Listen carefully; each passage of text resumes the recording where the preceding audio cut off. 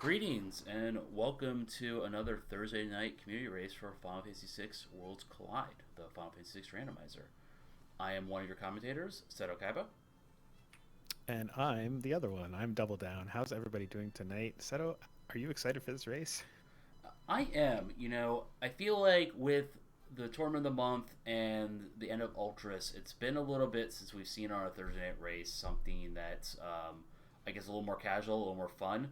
And, these gimmick seeds are always a little, maybe not gimmick, thematic seeds are always kind of popular.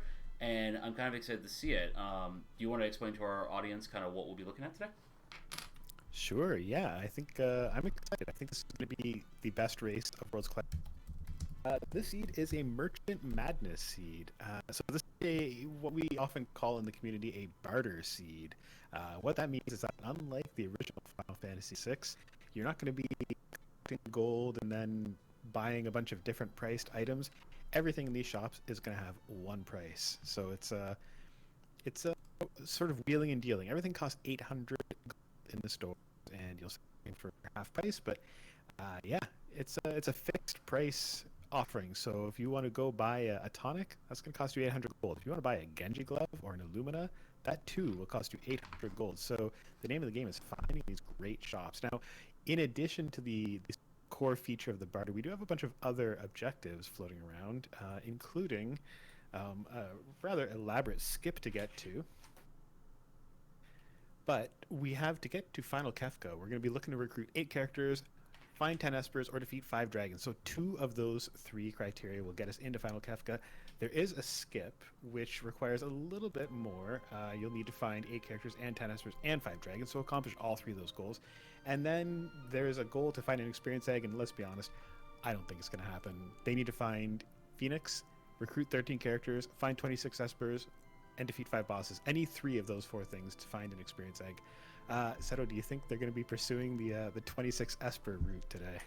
I don't think that's very likely. I mean, unless we have a runner who really wants to be a completionist, but since speed is the name of the game, I don't think that's really what we're going to see.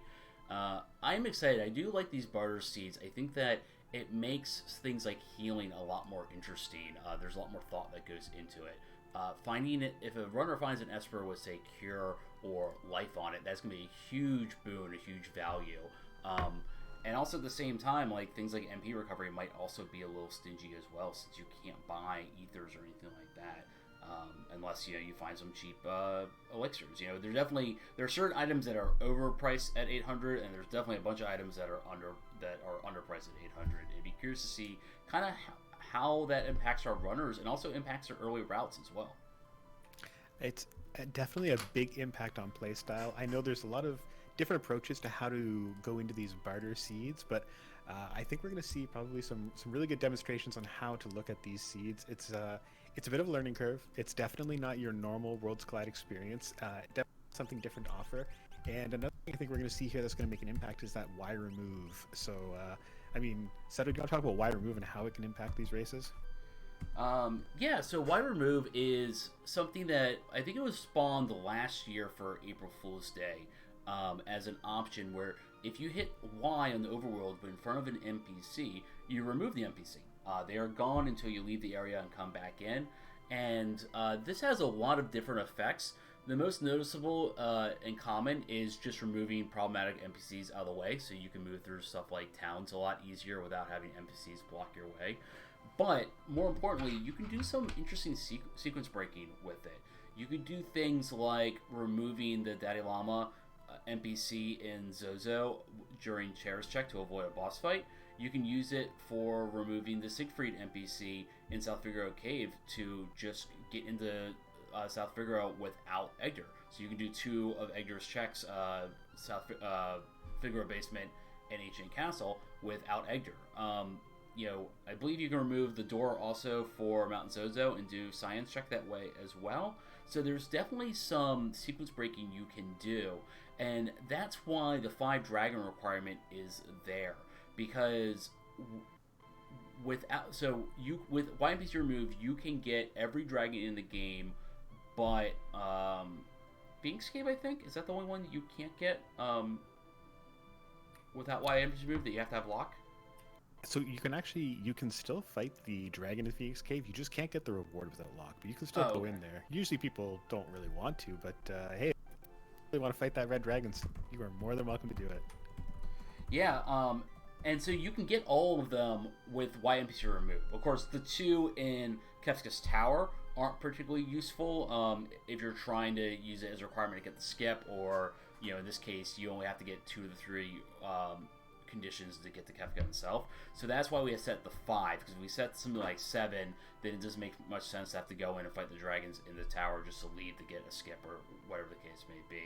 But with YMPC removed, suddenly dragon hunts become a lot easier to do. So we might see some creative sequence breaking from our runners. You might see runners go places you wouldn't think they would go because of this ability. So I think our runners are ready. So I think we're gonna give them the all clear and get started. Do you have anything else to add, Double Down? Oh, I'm excited to see these top tier racers show us how barter seed is played by the professionals. Yeah, barter is something I hope that we see a little bit more. I wonder if is barter in our tournament of the month at all by any chance? It is in the tournament of the month. Yes, that Ooh. could be one of the things rolled on the big wheel after the next tournament ends and the new one begins. Well, that is exciting because some of these popular gimmick seeds, such as different barter seeds, have been around for a long time in the community, and it'd be nice to actually see some actual competition based around them. Some of these seeds, while popular, we've never seen any tournaments or any non-community races out of them. So I'm definitely excited to hopefully see that at kind of a higher level. And we're already seeing some big route divergence. Sid heading immediately to World of Ruin Narsh. YMPC removed lets you go and check Locks check and the Curse Shield check. You can use the remove to get through the locked doors, which makes starting out in World of Ruin Narsh very powerful. Definitely what I would do first. Meanwhile, Jones taking advantage of the free dried meat that you start with this given flag set to immediately go fight a Lobo and get his third character, Cyan. Yeah, which normally would be a lot more impactful. Of course, here we're already having access to one of the big cyan checks in Malzozo thanks to the Thanos snap power of Y remove. But it's interesting to see. I would assume we'll see Jones go back to Narsh pretty quickly because, as you said, it's sort of convenient, right? You start the airship very close to World of Ruin Narsh. You're just a little bit of a Y strafe away, as well as a world swap. And I've watched a recent video that showed me the true art of flying your airship and getting to these locations very quickly. So I know that Y strafing can do it safely as well. But really getting that early curse shield and that opportunity to check at an early check in the Narsh weapon shop, I think is a huge opportunity and one of the great ways to leverage the advantage of Y remove. Yeah, and we're already seeing Sid really reaping benefits from that. He found a curse shield with only 2 required battles, which is the second lowest option with this flag set, which means we're going to see a paladin shield from him. Meanwhile, he also picked up Fenrir, which is an extremely important Esper because it offers calmness protection. Do you want to explain what calmness protection is a little bit? Sure, Seto. Yeah, it's calmness protection. So, skipping ahead to the end, here's a bit of a spoiler for the end of the seed. They're going to fight the final count.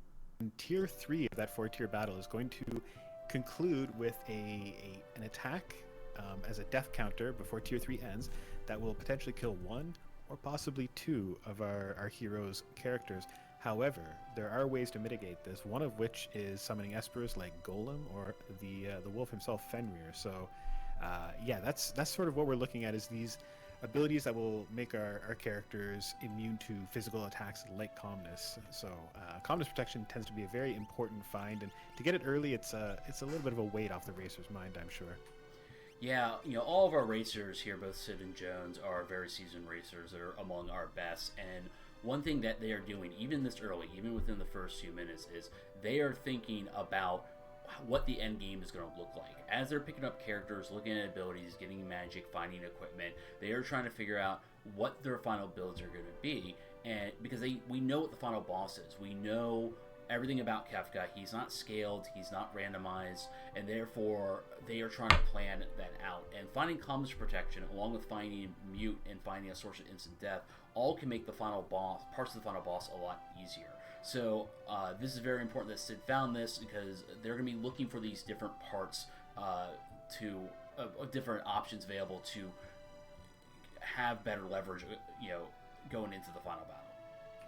I think that's exactly it. And I think, we were talking a little bit before the stream started about this, that final Kefka really is, the entire fight is a pretty scripted encounter. There's not too many ways for randomness to really get you if, and this is very contingent, if you're able to have all of those mitigation techniques ahead of time. So if you're able to mute that which needs to be muted, if you're able to use instant death, if you're able to have calmness protection, as long as you have those pieces of the puzzle, really, if you play it safe and you know the scripts of those enemies, it's pretty hard to get sort of tricked by that boss, compared to something like, let's say, Air Force, who always has the potential of just doing a couple attacks and killing your whole party, whether you like it or not. Yeah, and that's, I think, definitely something that the community's been realizing a lot over the last few months, and that our more seasoned runners are realizing as well, is that it might be slow and steady, but the known quantity of Kefka makes this randomizer very palpable. Now, if you are runners, what are you going to be doing when it comes to getting your initial levels? Because the other thing that every seed has is getting out of level 3 and getting experience to be able to take on your challenges is always the trick to factor into the seed. So what do you expect we're going to see from our runners in that regard? Well, I think, Seto, it's going to depend a lot on what we see for early items. If we find a source of rods or super balls or something like that that can take out some early bosses or dragons, then I think we're pretty likely in that situation to see... oh, sorry, I think I'm getting an echo from something.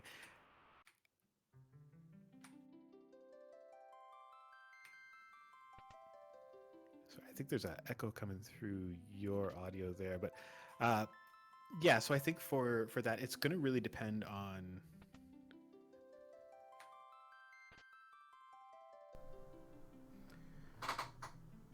Oh, I think we're good now. All right. So yeah, I think it's really going to depend. I think on whether we have something like rods or super ball, something early that can take down some quick bosses or some dragons, things like that.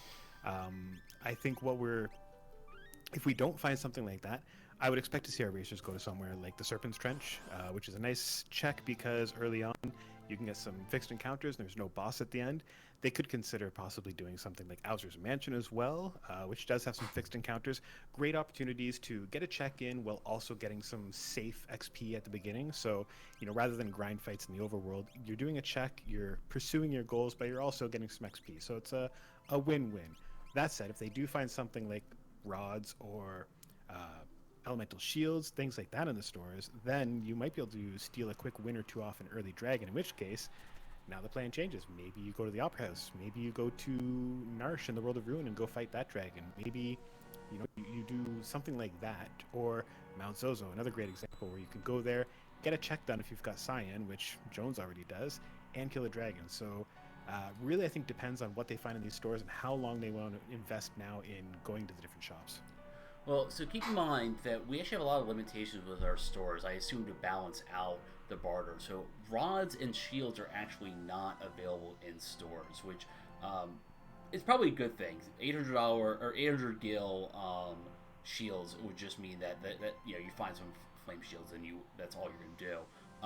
But super balls are available in stores, so that is something we might see. But I think that's one thing I like about this flag set, that it really changes how you approach the game, especially early. A lot of runners don't route in shops as much, because the sooner you start progress, the better off you are. Especially if you find something good in shops in a normal ultra seed, it can be rather expensive. You might not get immediate value with it, but changing your routing up to maybe hit up those Allbrooks with the masses that have a good amount of have stores along with a good amount of looting, definitely is going to be interesting. I'm curious to see how much extra looting or how much extra routing we get at the beginning, because you also don't want to do too much, because, like I said, you have to start getting those checks. You got to start getting those characters and espers. You got to get a jump going on it, because you can't win the game by just visiting every town. and that's something I'll be honest, personally, I struggle with on these barter seeds. Is really, when do you stop going to those shops? It's really that kind of one more turn fallacy that you get in games like Civilization. Except here, it's just one more shop. Is it worth maybe going to Miranda or Mobley's or something like that to see if it's that shop that's going to get me that Genji glove, or get me those Illuminas for 800 gold, or get me the Ragnaroks? So I guess in a seed like this, Seto, how are you approaching it? Are you going to those extra shops, and are you considering maybe off the beaten path shops like World of Ruin Ikea, or World of Ruin, or any Miranda for that matter? Yeah, I think that's if I think I would be checking shops like Albrook and Thamasa, because you can loot a lot higher with them. But that's something we talk about a lot in Discord when it comes to kind of a racing meta of if you're running the seed on your own, you might check the safer shops, the Thamasas and the Albrooks, because you get your you can get some loot. But you're racing against other people. You're racing up against, I think we have 6 people running. And you got to be questioning, hey, did they check here? If I go check Collagen without Setzer and I find an Illumina, well, does that put me ahead? You have this higher risk, high reward, and a lot of times with looting, it might not be worth it because you have to be able to, pay for it. But with how cheap everything is, I think checking these things, could be, checking a random town in World of Ruin or something that people don't look at, like an IKEA, really could be beneficial. We're seeing something interesting here from Sid too. Another thing with this flag set is that everything with the reward menu is open. So for every item he has, he will be able to see what he gets. And with shops being so cheap, once you get a little bit of money, you could potentially start buying different things that you maybe wouldn't buy that might be cheaper, in order to increase the odds of being able to trade them in at the Coliseum for something better. So Sid did a quick cursory look. I didn't see anything that really jumped out to me here. I don't know if you did, but we might see our runners come back to the Coliseum at some point. Yeah, I mean, it's an interesting opportunity. I don't think there's too much impactful stuff there either, unless a Man-Eater or Ribbon is really going to move the needle. But in the time that Sid has been doing that, Jones has had a chance to check a couple more shops. He's found a couple things. For example, Minerva's in a store, and being able to buy Minerva's for 800 gold is pretty spectacular if you find somebody like Celeste or Terra, or if maybe Sabin or Mog can happen to wear a Minerva in this seed. So I think it's really that discussion, or that decision there of, do you want to just keep digging into those shops and finding new options, and then, I mean, do you want to take those to the Coliseum as well? Really, it's how much time do you want to invest up front now to make your later stages of this mid-game and end game go that much faster? Yeah, and I think that's, I think it's interesting. I, for one, personally don't put a lot of stock into armor shops normally, because armor is very expensive. Most of the good armor are surprisingly expensive when compared to the top tier weapons, and so Minerva's normally, I think, are about 45k or so, and in a normal seed, which you'd be lucky if you can afford more than one of them.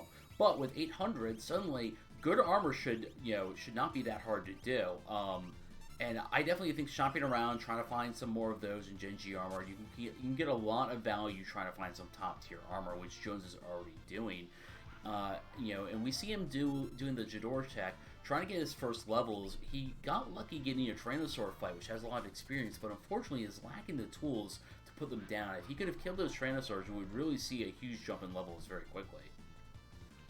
Exactly right. I mean, that's a great fight to see normally. However, in this situation, it's a little bit tough, especially because you've got a throw character, and normally, if you see throw at the beginning of your seed, you're sort of pumping your fist. That's a great ability to have.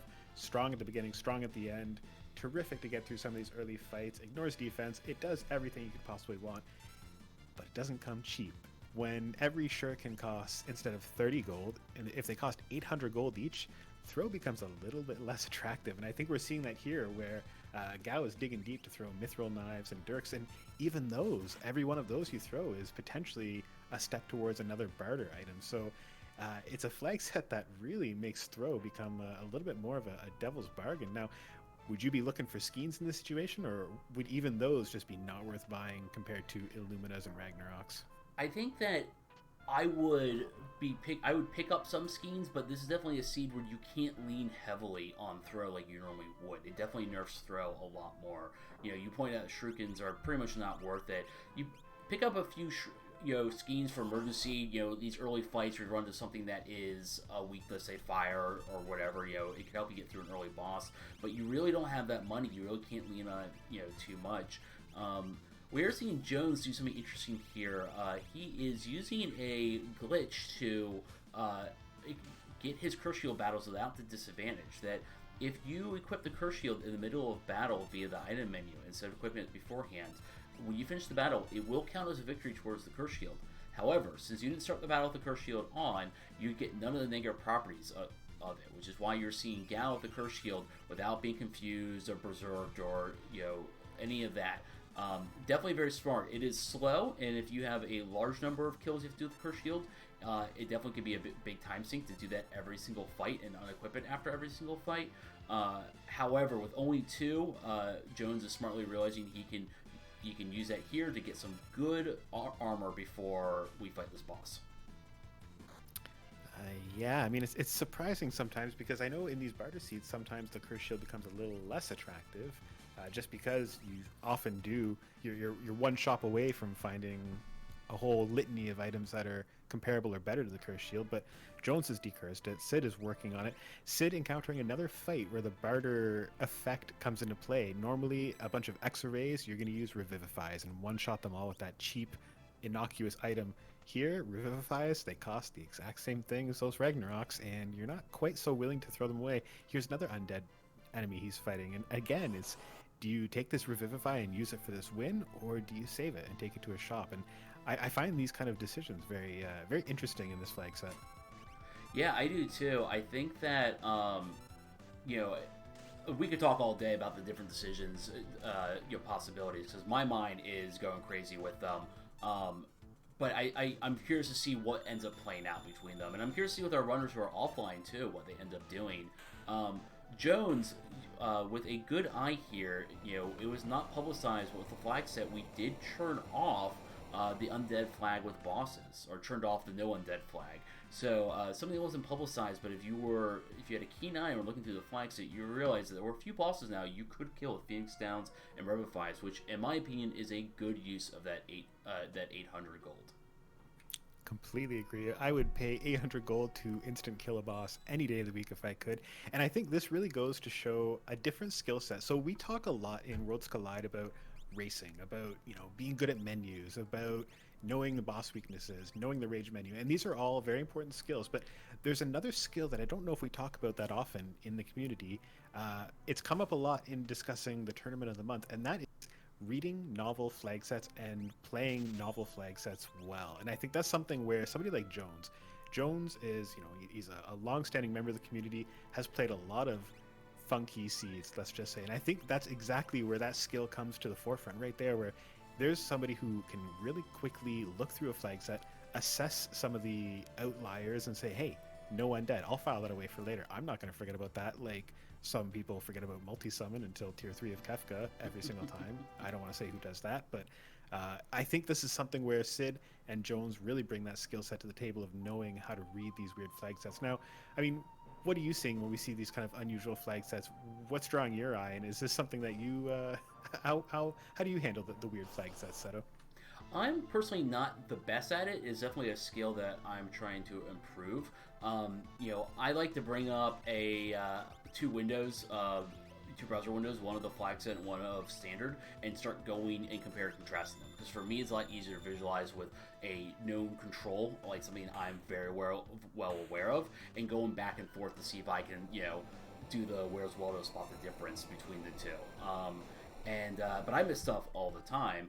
And, obviously Jones did it. He's really capitalizing on it. And as someone pointed out in chat that, if it very well could be that he also noticed that he instant death that Phantom Train and he came back, which was an indication that the no undead flag was was indeed turned off, because if it was on, that instant death would have straight up killed the Phantom Train. But even if that's true, it's still really good awareness of Jones to know that, because I did not piece that together immediately, and I don't know if I would have in the moment. So even if, whether he read the flags or noticed the instant death, regardless, very good audible by Jones to immediately capitalize on some of the advantages this flag set gives.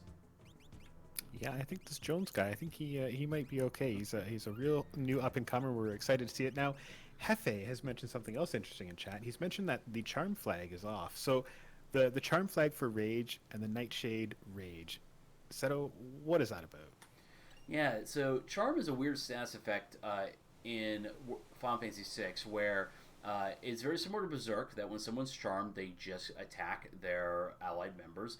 But Charm was never supposed to be used by the party. Therefore, there is no way to heal it. It was an ability meant to be used against the player, and so they'd have to kill off the charm person or revive them to get rid of the effect. Despite the fact that it was never supposed to be used by the party, the developers, in all their wisdom, decided to let the party use it via Rage for some reason. And therefore, if you use Nightshade Rage in the game, you will charm an enemy with a 100% success rate, and they will keep attacking themselves and their party members until they're dead. They have no way of healing it, they have no way of breaking out of it. Needless to say, it is rather broken, because you can use it on any boss fight in the game to just neutralize the boss fight, from everything from Welk to Magic Master to Kefka himself. So we normally have that turned off. However, it is turned on here. It is a rather low probability we'll see it, because we have to find someone with Rage. We also have to find... the person with Rage has to start with Nightshade, or we have to find Nightshade somewhere in order to know it. But if we have that and our runners pick up on it, we can make sure that pretty much every single boss in the game could be completely trivialized and could be steamrolled over. And I think, I mean, the key word you said it right there is if our runners pick up on it. And that's, again, it's just that really that kind of je ne sais quoi about knowing how to play these weird flag sets.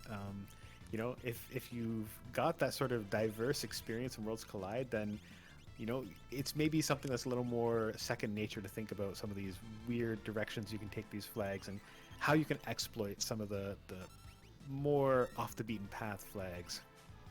Yeah, and like you mentioned before, the Tournament of the Month, I think that we have a lot of runners who have the skill set to really exercise that creativity. I know it's something, like I said, that I struggle a lot more at, and so we're going to see these runners, you know, hopefully in this race and coming races and coming tournaments, as we start experimenting more with changing flag sets, we're going to see runners really kind of exercise that creativity, and that's one of the cool things about Worlds Collide is we have so many different tournaments, so many different events that really kind of emphasize different things. Everything from our normal Ultras racing to these mini Tournament of the Months that have varied flag sets to Moogle's first tournament for newer players that get mentors and play the game. There's a lot of different ways to enjoy the game. If you're not a speedrunner, we have the more casual Sea of the Weeks for a varied challenge, and the Living Flag set where runners get to change different parts of the flag set every week. A lot of different ways to play this game. There's a little something for everyone, and you know, I love that about our community. I love that we're just finding new, exciting ways to enjoy this game. That's true. You know, I mean, racing isn't everything. The guy commentating Worlds Collide race said. I've jokes aside, I've been watching a few streamers lately who are new to Worlds Collide. I don't even see a timer on their stream. They're just playing the game, experiencing Worlds Collide, or experiencing Final Fantasy VI. I've said that word before, I promise, but they're experiencing Final Fantasy VI in a new way, and I mean, I think that's a beautiful thing. You don't have to race this, you don't have to speed run. You can just enjoy all the different things the game has to offer. You know, go ahead and make yourself a seed where you've got to get 14 characters and 27 espers, and take your time, enjoy the process, play the game with a new fresh coat of paint on it, and then when you're done, go ahead and do it again. Maybe tweak a new flag, maybe make the bosses scale differently, maybe make them use random abilities. There are so many different ways to diversify this experience that it's a gift that keeps on giving, this game. Yeah, definitely. And, you know, I think it's a good time to plug our community. You know, if you somehow stumbled upon this and haven't seen Worlds Collide before, you can find out more information at ff6wc.com. You can also find our link to our Discord there, which I think is also discord.gg/ff6wc. But if I'm wrong with that, The link is right in the middle of the page on our website, and that's ff6wc.com. You can generate a seed. You can run through one of our beginner seeds. You can also join our community and ask questions. Everything's there, and obviously we're biased, but I think it's a pretty okay community. I like being part of it. I like everything we do. So if this looks fun, join us, and we'll see you soon. Yeah, please do. It is possibly, in fact, not even possibly, I know for a fact because I've done the research, it is the greatest gaming community on the entire internet. I have checked the entire internet, I've met with all of the community heads, and I can assure you that this is a researched and proven fact. Now, speaking of the great community, I do see them chatting a little bit about why remove and using that on some of the pesky NPCs. Now, for me, the NPC I like to eradicate the most with YNPC, and not talking about getting into checks the dirty way or anything, but there's that one NPC on the right hand of Albrook that stands in front of the little bucket, and she is very, very vexing. I know some other people like to kill the Returner Soldier, but Seto, what's your YNPC kind of main target of choice? And folks in chat, I mean, go ahead and shout out to what you who you like to Y remove the most. Well, you mentioned the Returner Soldier, which is normally my first pick, so I'm gonna go with a few dark horse candidates here. I personally hate the Imperial Soldier and the base leading to the Seal Cave at the very top of the balcony. That guy seems to get me every time, so he's high on my list. But another one, even though he doesn't get in your way, is that Relic Shop in Nikea World of Balance. Removing him is just petty. You've already talked to him, you've already done the shop, but he takes so long with his spiel about him being a kid and you have to buy something that I just remove him out of spite afterwards, even though it's slower, because that is what he deserves. He's a loser. He even tells you he's a loser. I think he's a loser, and you know what? Winners don't get Y removed, so get out of here, kid. I'm on the exact same team, Seto. Now, what I'm curious here is kind of where Jones is going to be going. We're seeing Sid over here running into a Doom Gaze, which is not someone we want to run into this early. He's nasty. He has super high defense, though it looks like Sid might pick up an economizer somewhere because I'm noticing a 1 MP Bahamut summon on Gal, if I noticed that correctly. Yeah, there was an economizer pickup in a chest early on. I want to say in South Figueroa basement. I think it might have been for sale as well. I can't recall where. I maybe saw it. I want to say Narsh, but I don't even think anybody's gone to Narsh. But I believe the economizers are floating around. The 1 MP Bahamut is one of those things where if you ever pick up multi-summon, 1 MP Bahamut is a force to be reckoned with. But even outside of that, it's a fine ability to have. Because it'll be interesting, I think, to see when these options start opening up as we get more characters. Now, currently, we haven't seen too many, and we're starting to run out of checks. Yeah, and I'm wondering if we're going to be locked down to this Doom Gaze, because we've seen both the Gals checks. We've seen... have we seen Esper mounting yet with Realm? We have, I believe. So it's really Dream and it's Mountain Zozo, I think, are the only two places we haven't seen yet. Luckily, Sid does manage to get through Doomgaze, but this Pharaoh could have been a wall. He is one of the tougher bosses in the game, and we'll see if Jones ends up having a similar issues with him or not. Yeah, really annoying. Even if you don't get the wipe or near wipe from the L5 Doom, it's frustrating, especially before you have that 4-character party. It's certainly one of those bosses, and there's a few, right? Tentacles is another great example. A few of these bosses where when you don't have a full party, their mechanics are just inherently vexing, and I think that's a really, really frustrating one where it becomes very easy to fall behind when Doomgaze dooms somebody, or Sandstorms half your team to death, and you've got to sort of pick up the pieces with only Gao, and it's tricky. It's tricky, but found a way to get through there. Yeah, and that's something that you see at the beginning, but you also see at the end once you get into Kefka's Tower that there are bosses that are not very problematic normally, but when you only have 1 or 2 people in your party, they become a lot more troublesome. And the big one that you mentioned is dealing with kind of reviving it. You can get into a loop of having your one valid character Phoenix down your other character and then being knocked out by the boss before you can kind of triage and recover. and it can be hard to kind of figure out what to do there, to know how to proceed, how to heal properly, or just know when to say screw it and push forward with your offense. So I'll be curious to see how Jones kind of handles Doomgaze if he eventually goes that way. I did not check to see what the check here in Dream was, though. Was it a character or was it a Esper? Well, running around on the top of those train cars was, in fact, an Imperial soldier, which is not too exciting. So, yeah, it's going to be a bit of a scramble to find the character. I think our only outstanding locations, I think Mount Zozo, I don't believe we've seen that checked yet. And I don't know that we've seen... I mean, it seems strange to me that nobody's checked it, but I don't think we've seen Esper Mountain checked yet. Yeah, that's what I was thinking, that we hadn't seen it. The other thing we also have available to us is we do have Kefka at Nurse as well that we could be gated around. So we have 3 valid checks here. Definitely interesting to see Dream before Zozo or Esper Mountain. I personally like checks I could peek early, so you know exactly how to kind of route. The more information, the better off you can be. But I'm sure we'll see them very shortly.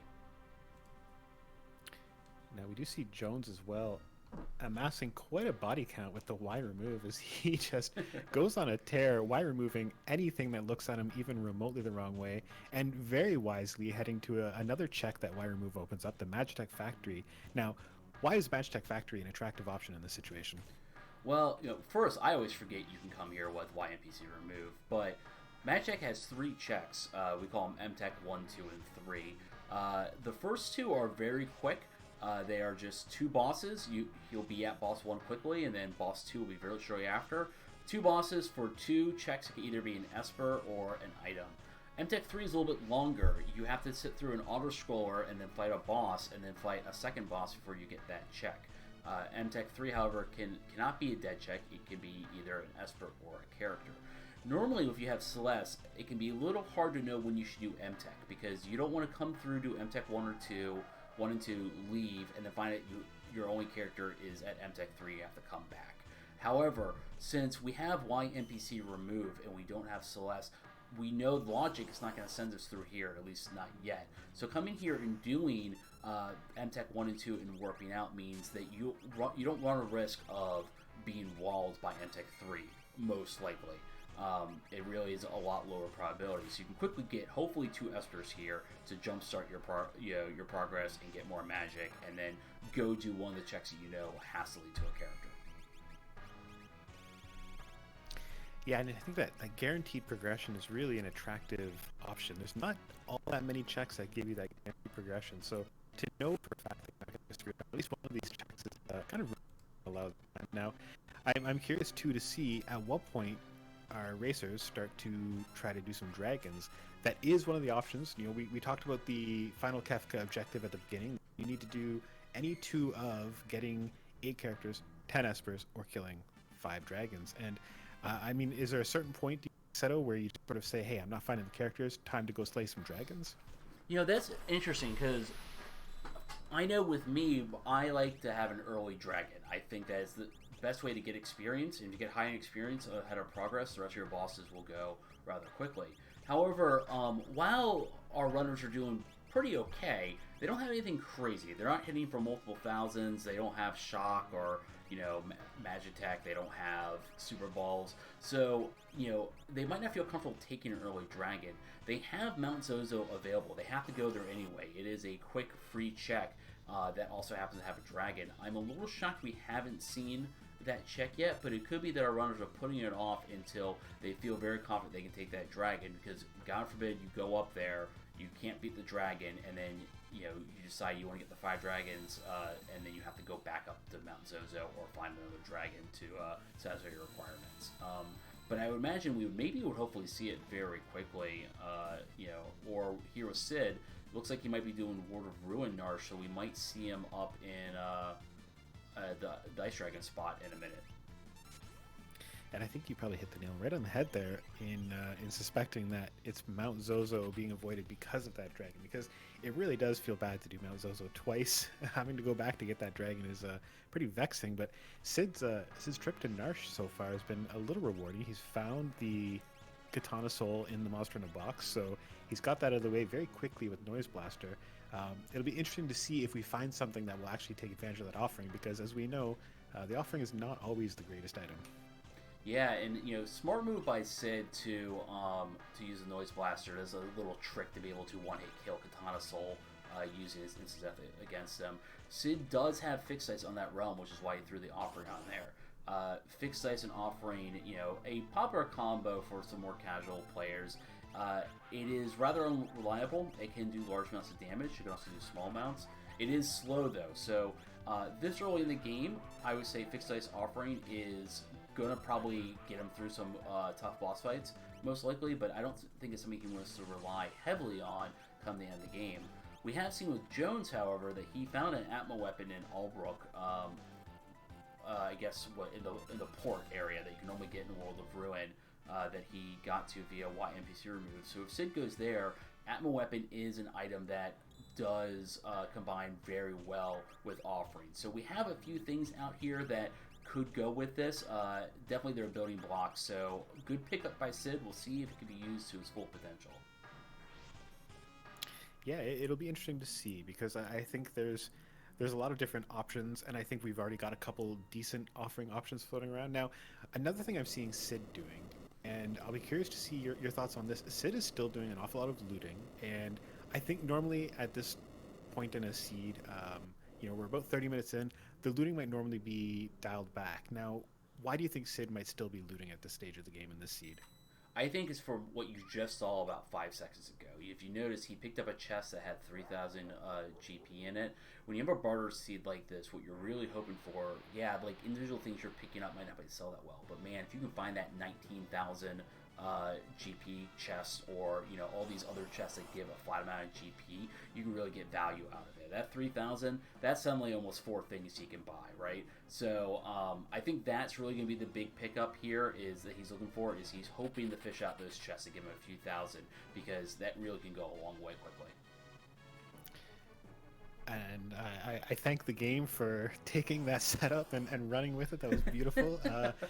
We see Jones getting set up with a different great scenarios. He's encountered one of the most annoying fixed encounters on the train in Siegfried. Meanwhile, we do see our first dragon encounter. And do you think that the offering pickup for Fixed Dice was a big impact in that decision to start accepting dragon fights? I think so. With scale dragons that they're not pushovers, but they only have a few thousand HP. And you look at it, you have level 2 spells. You don't have anything that's really gonna be crazy. If you get into a white dragon who decides to hit you with a few pearls, you might be a little sad. So I think that finding that offering was probably the thing he said, okay, well now I know I can go do this. And it really wasn't finding that offering, I should mention. Both Jones and Sid took that Katana Soul fight early and then reset out. So they both knew that. It was in the back of Sid's head the entire time that once he could figure out how to kill that Katana Soul, in this case with a Noise Blaster, that he could go back and get that offering at any point. So we talked earlier about these runners are trying to plan out their endgame. They're trying to plan out their builds. Sid playing, a little 3D chess here, thinking a few steps ahead, knowing he had the Fixed Dice, knowing he at any point can get that offering, and then he can open up his offense a bit more once he got it. So very smart planning and forethought on Sid's part. Yeah, and I think it's going to be interesting to see where he goes now. I'm curious to see if he decides to follow suit and maybe do M-Tech, or, there's also the South Figaro Cave. Nobody's gone to the Ancient Castle yet. Another option that Y Remove opens up. So I'll be curious to see where he takes things. As well, I'll be curious to see what Jones gets out of this last check on Magitech, because that really might change the tenor. I think we're going to start seeing some real divergence once we start seeing some more characters. And it looks like Sid is going to M-Tech, so he will not be seeing a new character quite yet.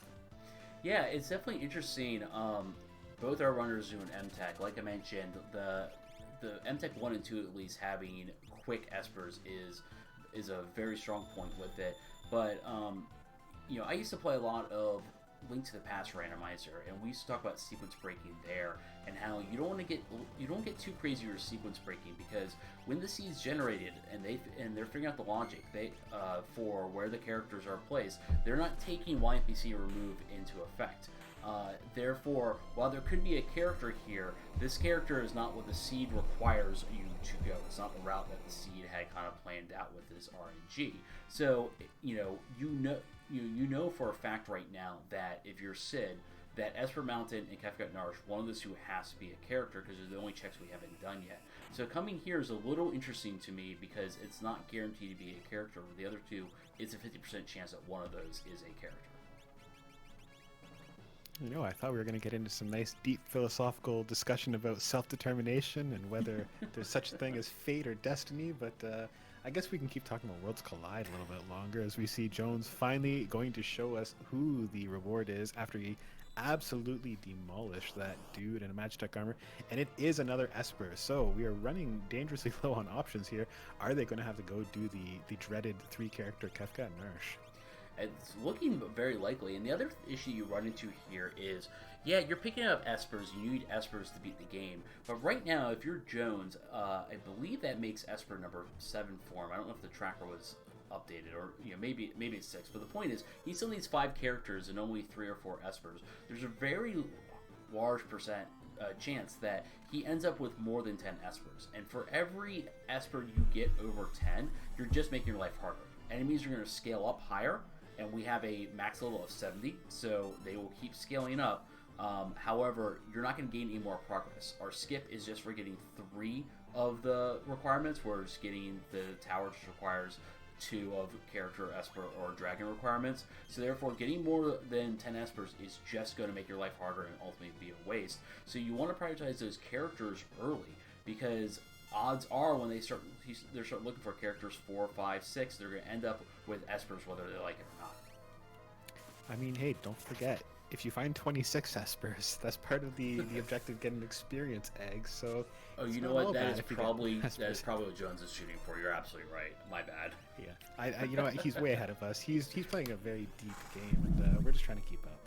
Right. I mean, experience egg is well known for being very useful later. The later you get it, the more value you get out of it. So 26 Espers is, about right. It's definitely a long-term play by Jones that will probably work well in his favor. Absolutely. Have you ever tried to level from level 98 to level 99? It's a lot of XP. An XP egg cuts that down by at least half an hour. You're absolutely right. And for all of our new players who are in Moogle's first tournament, I like to mention that Double Down and I are available for mentorship. And based on this conversation, I would probably advise against it, that you're probably better finding some other mentors if you want to beat the game speedily, because if not, you're going to get such amazing advice as this, which will totally not put you in the wrong direction.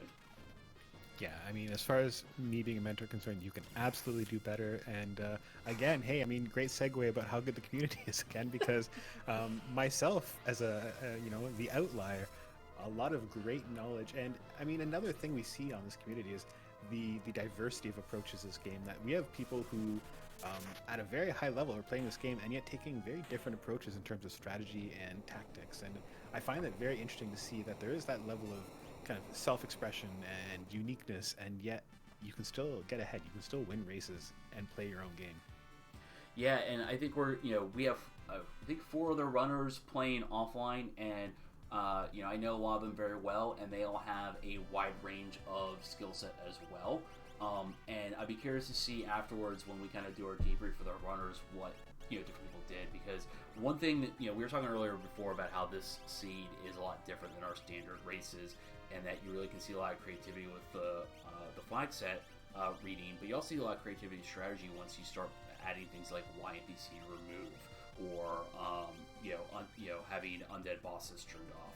And some of our runners, such as Jekrox, really excel in those kind of environments. So I'd be very curious to see how other people handle these seeds, besides Jones and Sid, who are also 2 very, very good runners. Now, I'm seeing people in chat, we're talking a little bit about fixed dice. It looks like we've got the 8 fixed dice throw option available. Obviously, fixed dice, a little bit of a, I don't want to say controversial, but there are differing opinions. You know, we have people in the community like Boo the Runner, one of our common streamers, who's a huge fixed dice fan, probably the Yes. biggest proponent of fixed dice of any racer we've ever had. Right. You know, kind of a fanatic and a zealot about how good fixed dice are. But what is some of the challenge or some of the drawback with using the 8 fixed dice setup? I mean, I'm trying to think if there is any drawbacks. Like I'm with Boo here that you can't go wrong. Why stop at 8? Let's go with 16 or 32 fixed dice. Like the more fixed dice, the better. Um, but in all seriousness, fixed dice has potential for a large amount of damage, and the more you can roll in a given turn, the you increase the odds of a higher roll or two coming out. And with 8 fixed dice, it is very probable but not guaranteed that you can start one or two shotting bosses, because odds are with 8 dice being thrown around that one, two, three of them have to be some high damage rolling. The downside with fixed dice, with having 8 of them, is that it is just lengthy. The animation for throwing the dice is not quick. It's about 3 or 4 seconds per dice, which means you're spending about 12 seconds or so throwing all 8. And to put that in perspective, casting Ultima also takes about 12 seconds. So, and that's one of the longest animations in the game. So, it might not sound like a lot that rolling the dice only is a 3-second animation. You times it by 8, and then you figure out how many times throughout the seed that you're rolling those compared to, say, just swinging with an Illumina. And you realize that it can be a huge time sink, especially if all 8 roll low. That is just time you're not getting back. So it is not the end-all, be-all strategy for sure, but I think in a pinch, especially against some of these mid-game bosses, it can really do a good amount of damage, in my opinion. I mean, completely agree. And I think it's one of these things, too, that I think Moogle's first tournament is really showing opportunities for new racers to take that next step and understand some of these kind of nuances that sometimes the strongest attack isn't the best attack if it's also the slowest attack. And we see that Ultima is a great example in Moogle's first tournament of a spell that, I mean, Ultima will eradicate everything, but it's also going to take you several hours to get all those casts off. Flare, another great example. We see a lot of players sometimes use Flare. I mean, it's great. You don't have to worry about kind of remembering what the boss weakness is. You just hit Flare. It's going to ignore defense, going to do a whole bunch of damage, but the animation is slow as heck. And I think this is one of these nuances that you start to sort of refine over time and say, what is the fastest option here? Is it faster for me in some cases to not attack? And that's something that I know I noticed over the last year. I've been playing Worlds Collide, and I've seen other runners kind of echo it, which is as you speed run more and more, as you race more and more, you hit plateaus and then breakthroughs with your own progress. And I know that for some people, the first thing is consistently being a seed, and then knowing more information about it. And then once you feel like you have a good understanding of the game and you understand how everything works, then it's a matter of figuring out those small optimizations, knowing that you shouldn't be using fixed dice, knowing you shouldn't be using Ultima, knowing how to buffer inputs, knowing how much time you're spending menuing, how to optimize your airship flying, and kind of breaking those in and getting those little time saves. That way can really make a huge difference. I know that with the last Ultras, the last season of Ultras at the Mega Elixir level, some of the races were determined by a few seconds. The margin between the first and last were only a few minutes, typically less than a minute between each runner. So these small optimizations really would matter, because if you weren't making them, you were going to lose, even if you're making some of the better routing decisions. And be able to know what the fastest animations are and know these little time saves really can give you a huge edge over other runners. And it's these kind of nuances that I think they're all out there, and that's the kind of the nice thing is that not only do we have a pretty strong community, but we have a lot of community members who are very willing to share that wisdom. There's ATB waiting is something we talk about a lot of, really manipulating the menus to kind of keep the clock running on your schedule. Zelfer has a great video about that on YouTube. You talked about input buffering and flying the airship, right? Somebody, I can't remember who, it'll come to me later, but somebody just released a really good video on airship management and how to fly the airship properly. So, all of these little tricks that separate the good from the gooder racers are all out there, and there's all these resources available, again, thanks to the generous community and the effort they put into not only be crazy racers, but to help others get to that level and raise the game for everybody. Yeah, for sure. And like I said, join our Discord, ask around. A lot of times we think some of these things are common knowledge. We try to mention them in races like this, but sometimes information kind of be everywhere. So if you don't know, if you have questions or you want to know the best way to do things, come to the Discord and ask. People like Sid and Jones, who are very good runners, will be the first to kind of tell you. And speaking of, it looks like we finally have our fourth character. We finally got a peek at Esper Mountain, and it is Egder, who is maybe not the most useful character with Y NPC remove, but at least we now know kind of where the route's supposed to take us.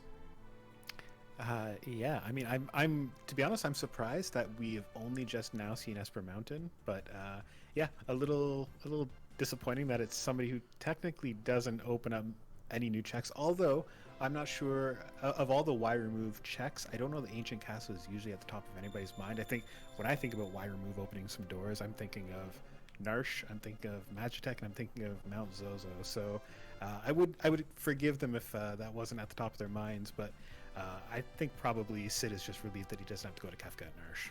Yeah, and I think this is going to be interesting. So Sid finding his fourth character, that does open up the South Area Throne and World of Bounds and World of Ruin, the free check there that he didn't have before. But he has 4 dragons, and he needs 4 dragons and he needs 4 characters. Jones needs 3 dragons and he needs 5 characters. You gotta start wondering, at what point do you just punt on the characters and just go with the dragons here? You mentioned Ancient Castle, but we still have a few quicker dragons available to us, especially the ones in the tower that we can kind of hit up to get those 5 real quick. I'm wondering at what point do our runners decide, hey, the 5 dragons is the direction I want to go for my Kefka access. Yeah, it'll be interesting to see it. I think we will probably see that fairly soon, especially because we're seeing the levels getting high. I mean, Sid is already at level 31. He's clearly got more checks to do and at least 4 dragons to fight, which means that by the time he's got it all said and done, he's going to be sitting well into the level 40s, heading to Kefka's tower, even if he doesn't chase down any more characters. So for Sid right now, I mean, 2 more Espers, 4 dragons, and he's off to the races. So at this point, he's got enough that he can sort of piece together a Kefka's tower party.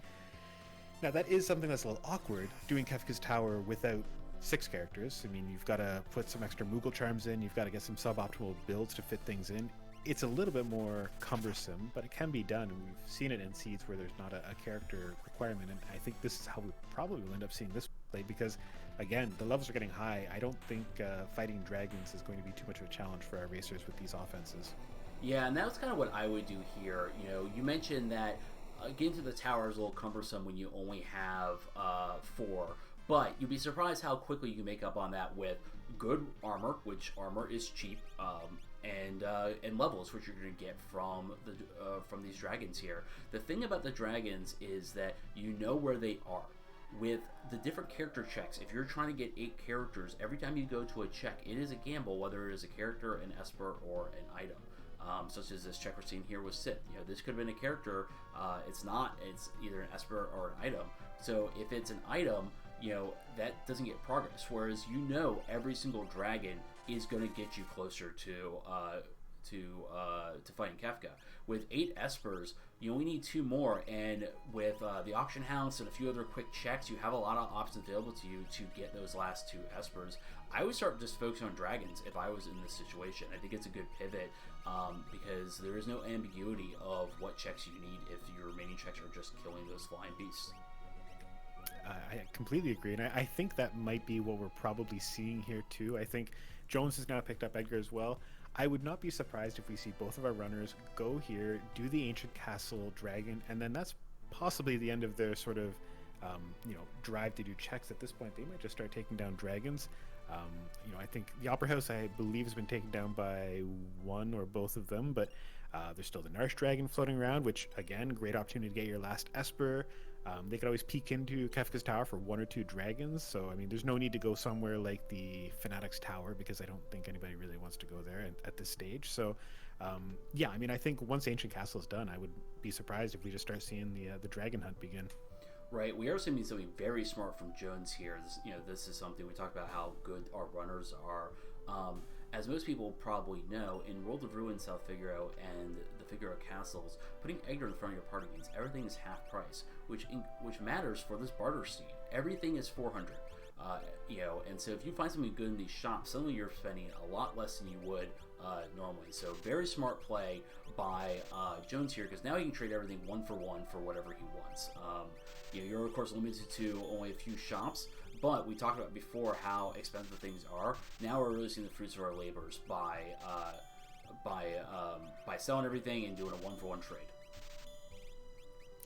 Yeah, we had a few folks in chat too picking up on that. So we've got the greatness in the community showing themselves even in the audience here, picking up on that little synergy. So yeah, I mean, any opportunity to exploit the Edgar discount, even in a normal seed, the Edgar discount is a huge impact. But a situation like this really can make or break a seed.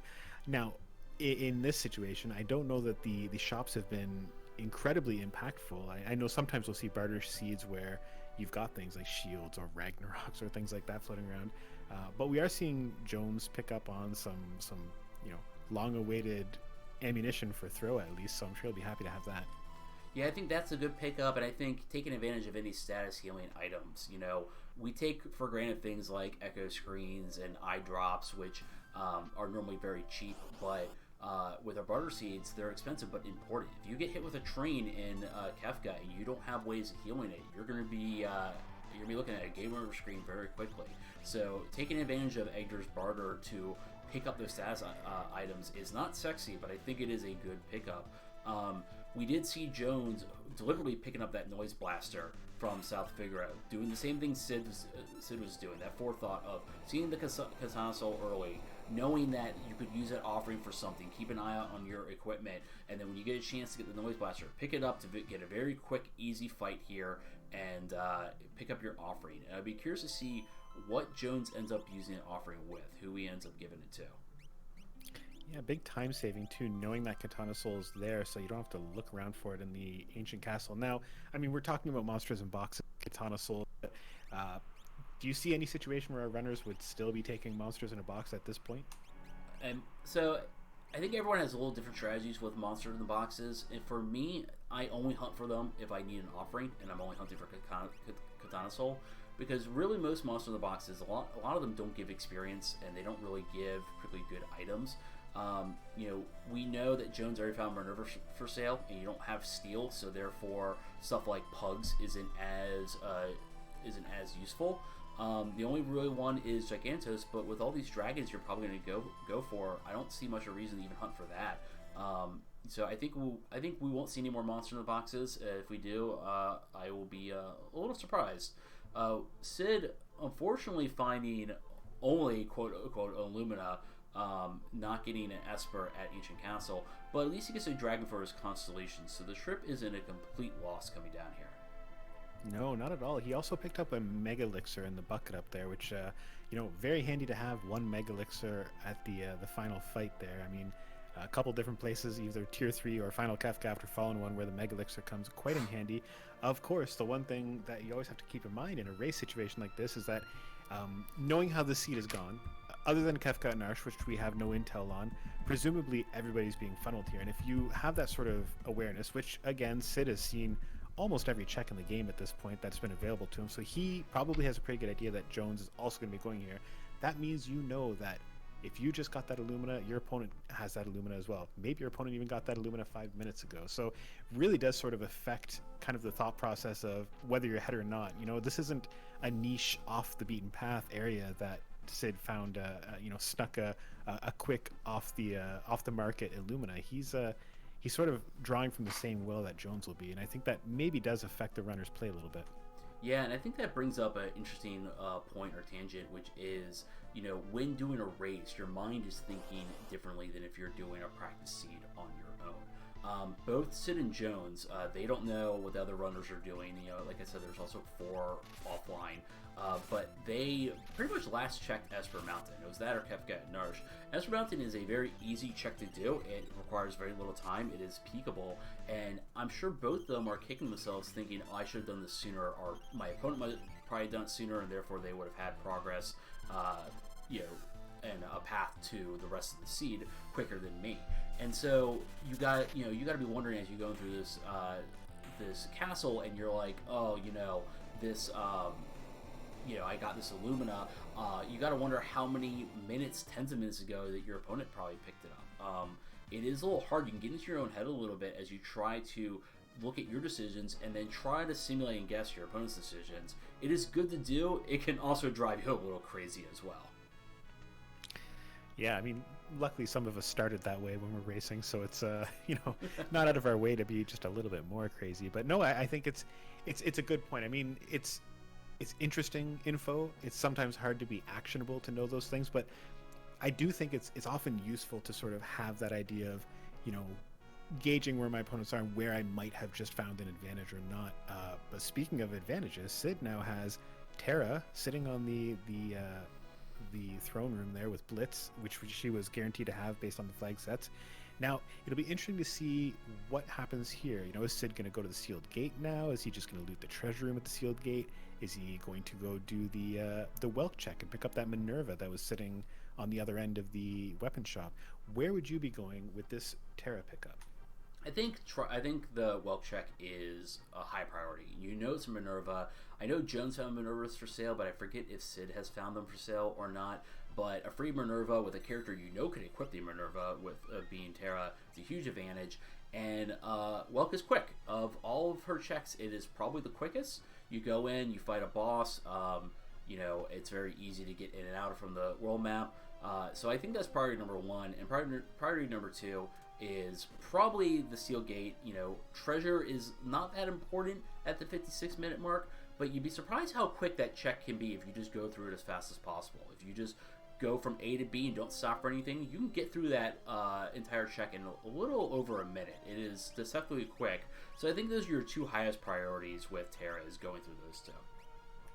I think you must have better chess discipline than I do, because the Sealed Gate, it's got so many of those chests that are just 2 or 3 steps off the path, and I find those the hardest to turn down. I don't have the Ficta discipline, as we learn to appreciate in the Elixir A division, as but Sid, it all adds who up, is man. here, has learned.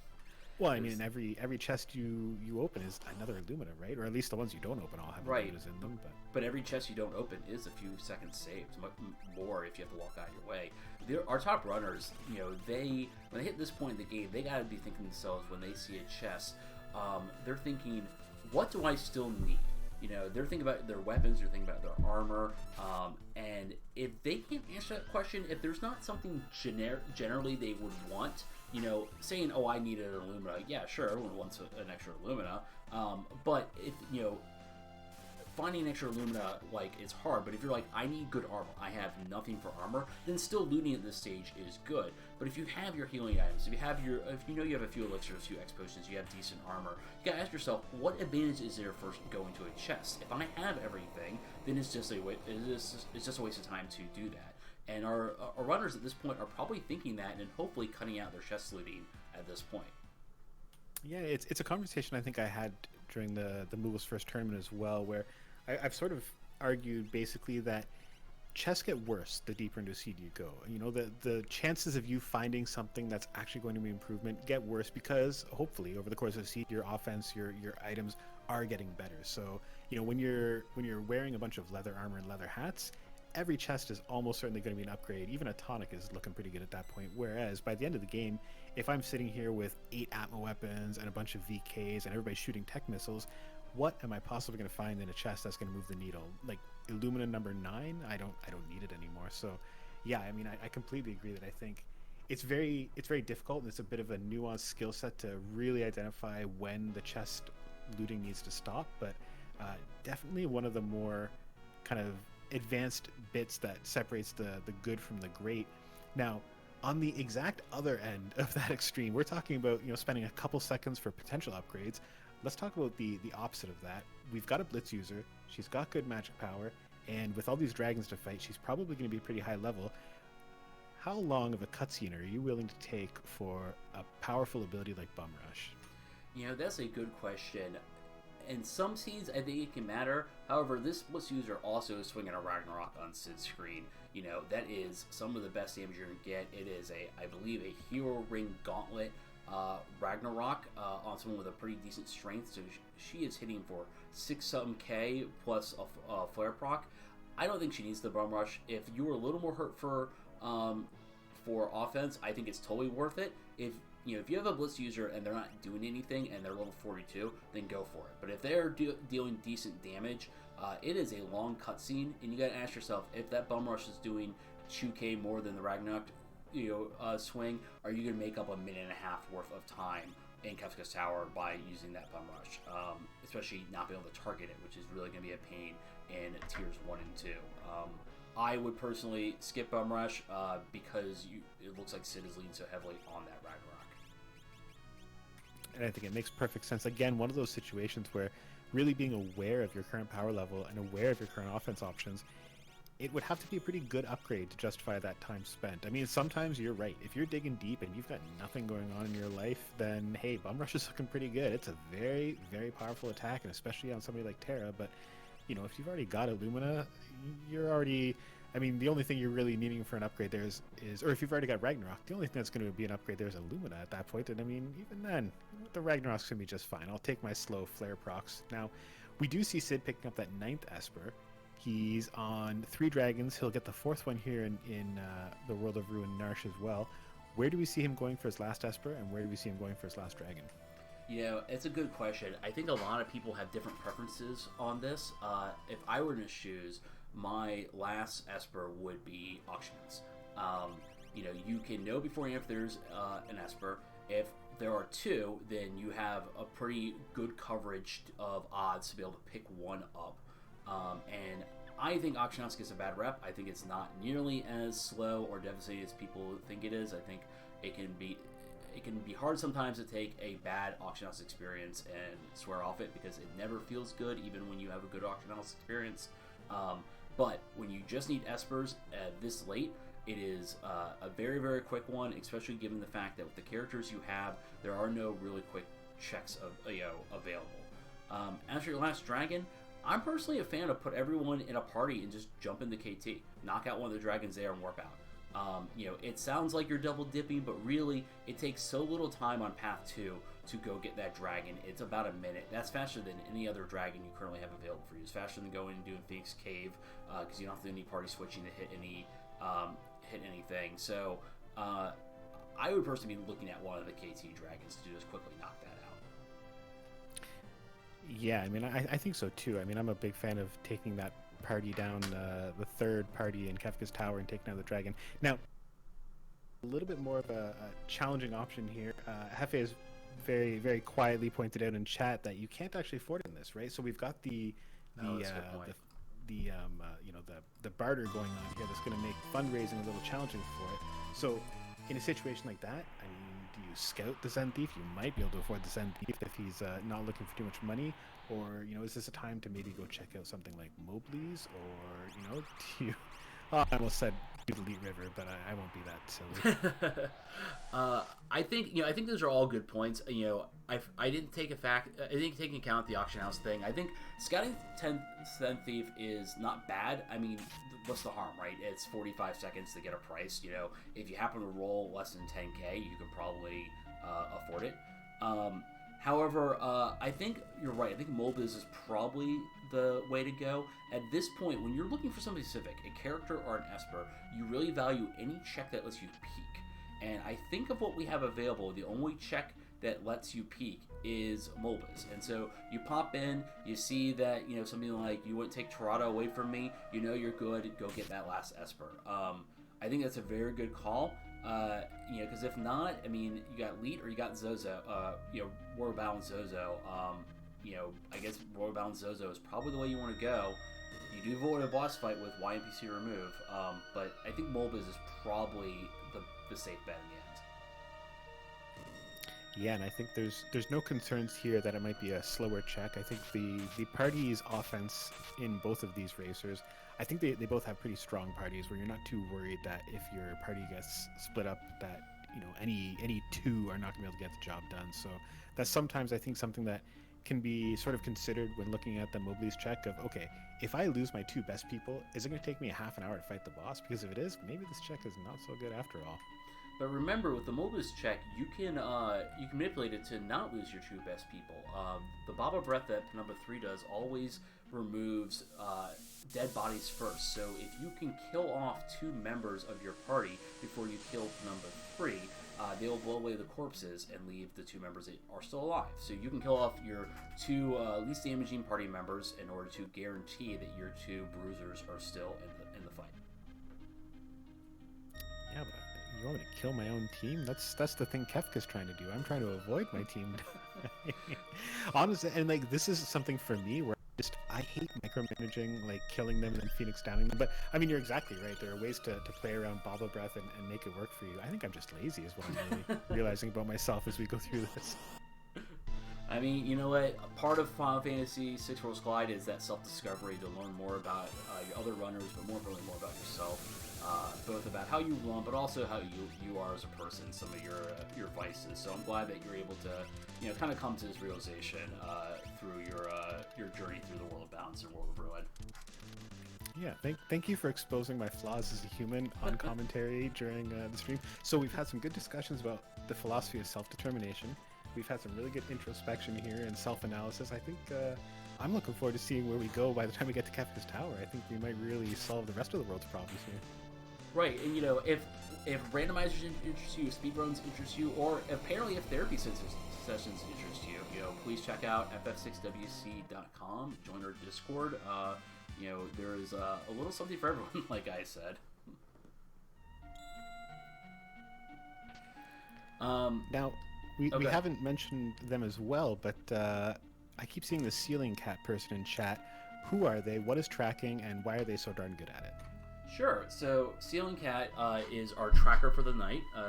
She is a regular tracker for most of our race streams, and those little counters you're seeing on the screen of the characters, espers, and dragons, those are the ones and zeros brought to you by Ceiling Cat. She is paying attention to both racers. She is updating that so you have update information on what's going on. She is also filling out a spreadsheet behind the scenes for Double and I to reference with more involved details of what exact espers were found, where, Sid not realizing he doesn't have lock, and not knowing that you can't warp out. You have to take the exit right there, see if he realizes how to get to it. That little shiny dot on the right is how you get out of here, and I don't think he knew that, Locke's check isn't here, and I don't know if he knows how it gets out, so this would be kind of interesting if he can puzzle this together. Yeah, this is not something you want to see. This is I can feel it from here, the panic setting in. This is an uncomfortable situation to be in. Yeah, I don't think he knows. Oh, I feel for him. I want to just, shout at him, be like, go touch the little glowy thing. It's something you don't see often, because normally you don't be with Locke, and why would you exit without getting the reward? But you can exit without getting the reward, and in fact, it is your only way out, and until Sid figures it out or hits reset, he is going to be here for a little bit, trying to puzzle together. I think he's thinking he can warp stone from somewhere else, and he's trying to backtrack, and or maybe he's trying to get all the way back to the beginning, and maybe there was an airship hook he can take. But yeah, this is I think definitely he's going to the beginning to grab the hook again, which is going to take him. Oh man, I mean, the only thing worse than this intolerably long trek through Phoenix Cave is doing it backwards again. I know, that is rough. I was noticing before that Sid definitely had the lead on Jones. He went through his checks a lot more efficiently. Jones, of course, doing Dome a Dream here, knowing he doesn't get to a character, knowing he gets to, I believe, only one Esper. But this is going to cause Jones to catch up. He's only going to be behind on a handful of dragons now, because this is unfortunately a huge time sink on Sid's part. This is, I hate to see it. This is devastating. Yep, I mean, I hate to see it because I could see myself doing this exact same thing. This is, it's rough. And I mean, it's, I think, another reason why sometimes I'm a little more happy to take some of those Kefka's Tower dragons when I need dragons for objectives. I find, especially, both of them, they're not too inconvenient to get to, and, well, I mean, sometimes if you don't have a warp stone, you end up in this kind of situation there too. I mean, nobody likes hunting around for airship hooks, but, I mean, in terms of easy to get to dragons, I find this one and This one of Fnatic's Tower, kind of the most cumbersome for various reasons. I mean, I'm curious. Are these two high on your list as well, or where do you feel about dragons? I think if I was going to rank the hardest ones to get to, it'd be Fanatics, followed by Ancient Castle, followed by Phoenix Cave. Maybe swap Ancient Castle and this one. Because the problem you run into here is, with Ancient Cave, we saw right now they went down there and it was an Illumina. It wasn't for progress. You walk a long way down, a long way up, you get through a long cutscene to,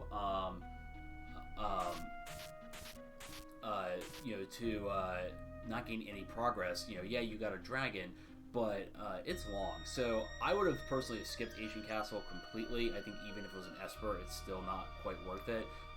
Like I said, I think the two that they're kind of forgetting about that you can do is you can go into Kefka's Tower. The requirement for Kefka is not to get in the KT. It is to actually step on the switches and fight Kefka himself.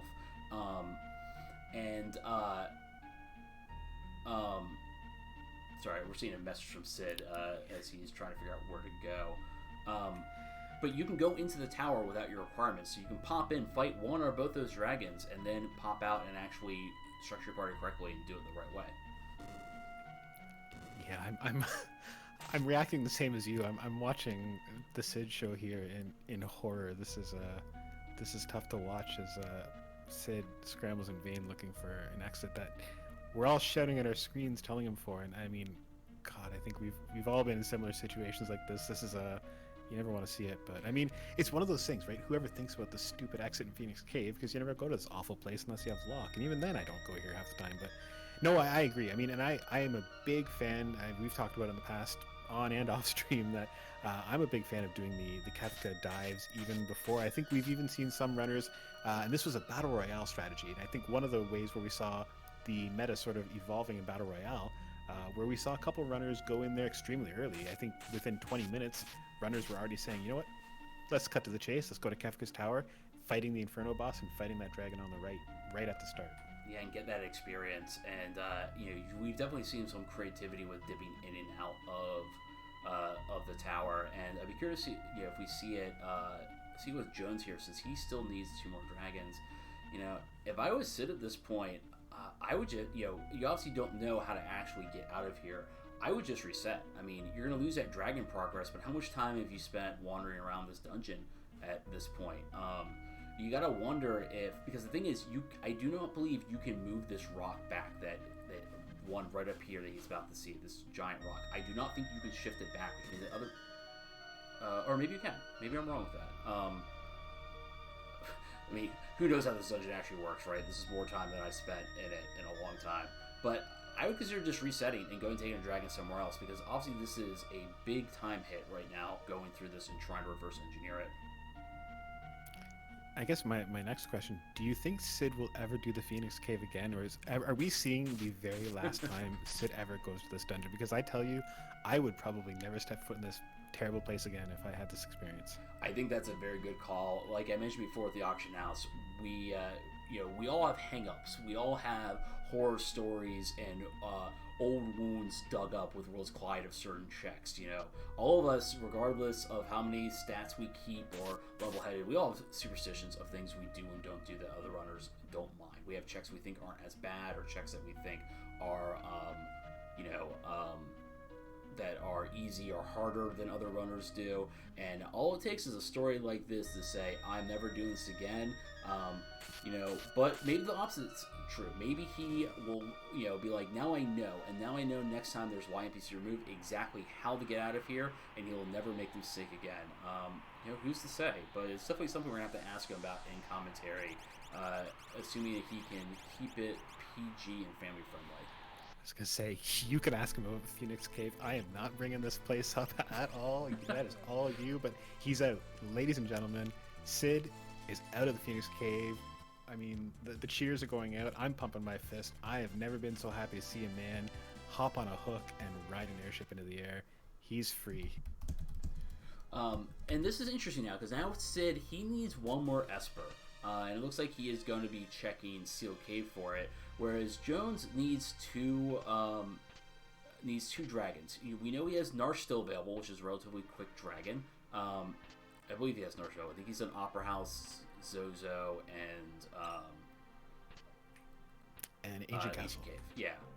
So it's kind of a race now. Who's going to get the tower first? Who's going to get the 10th Esper or the 2 dragons?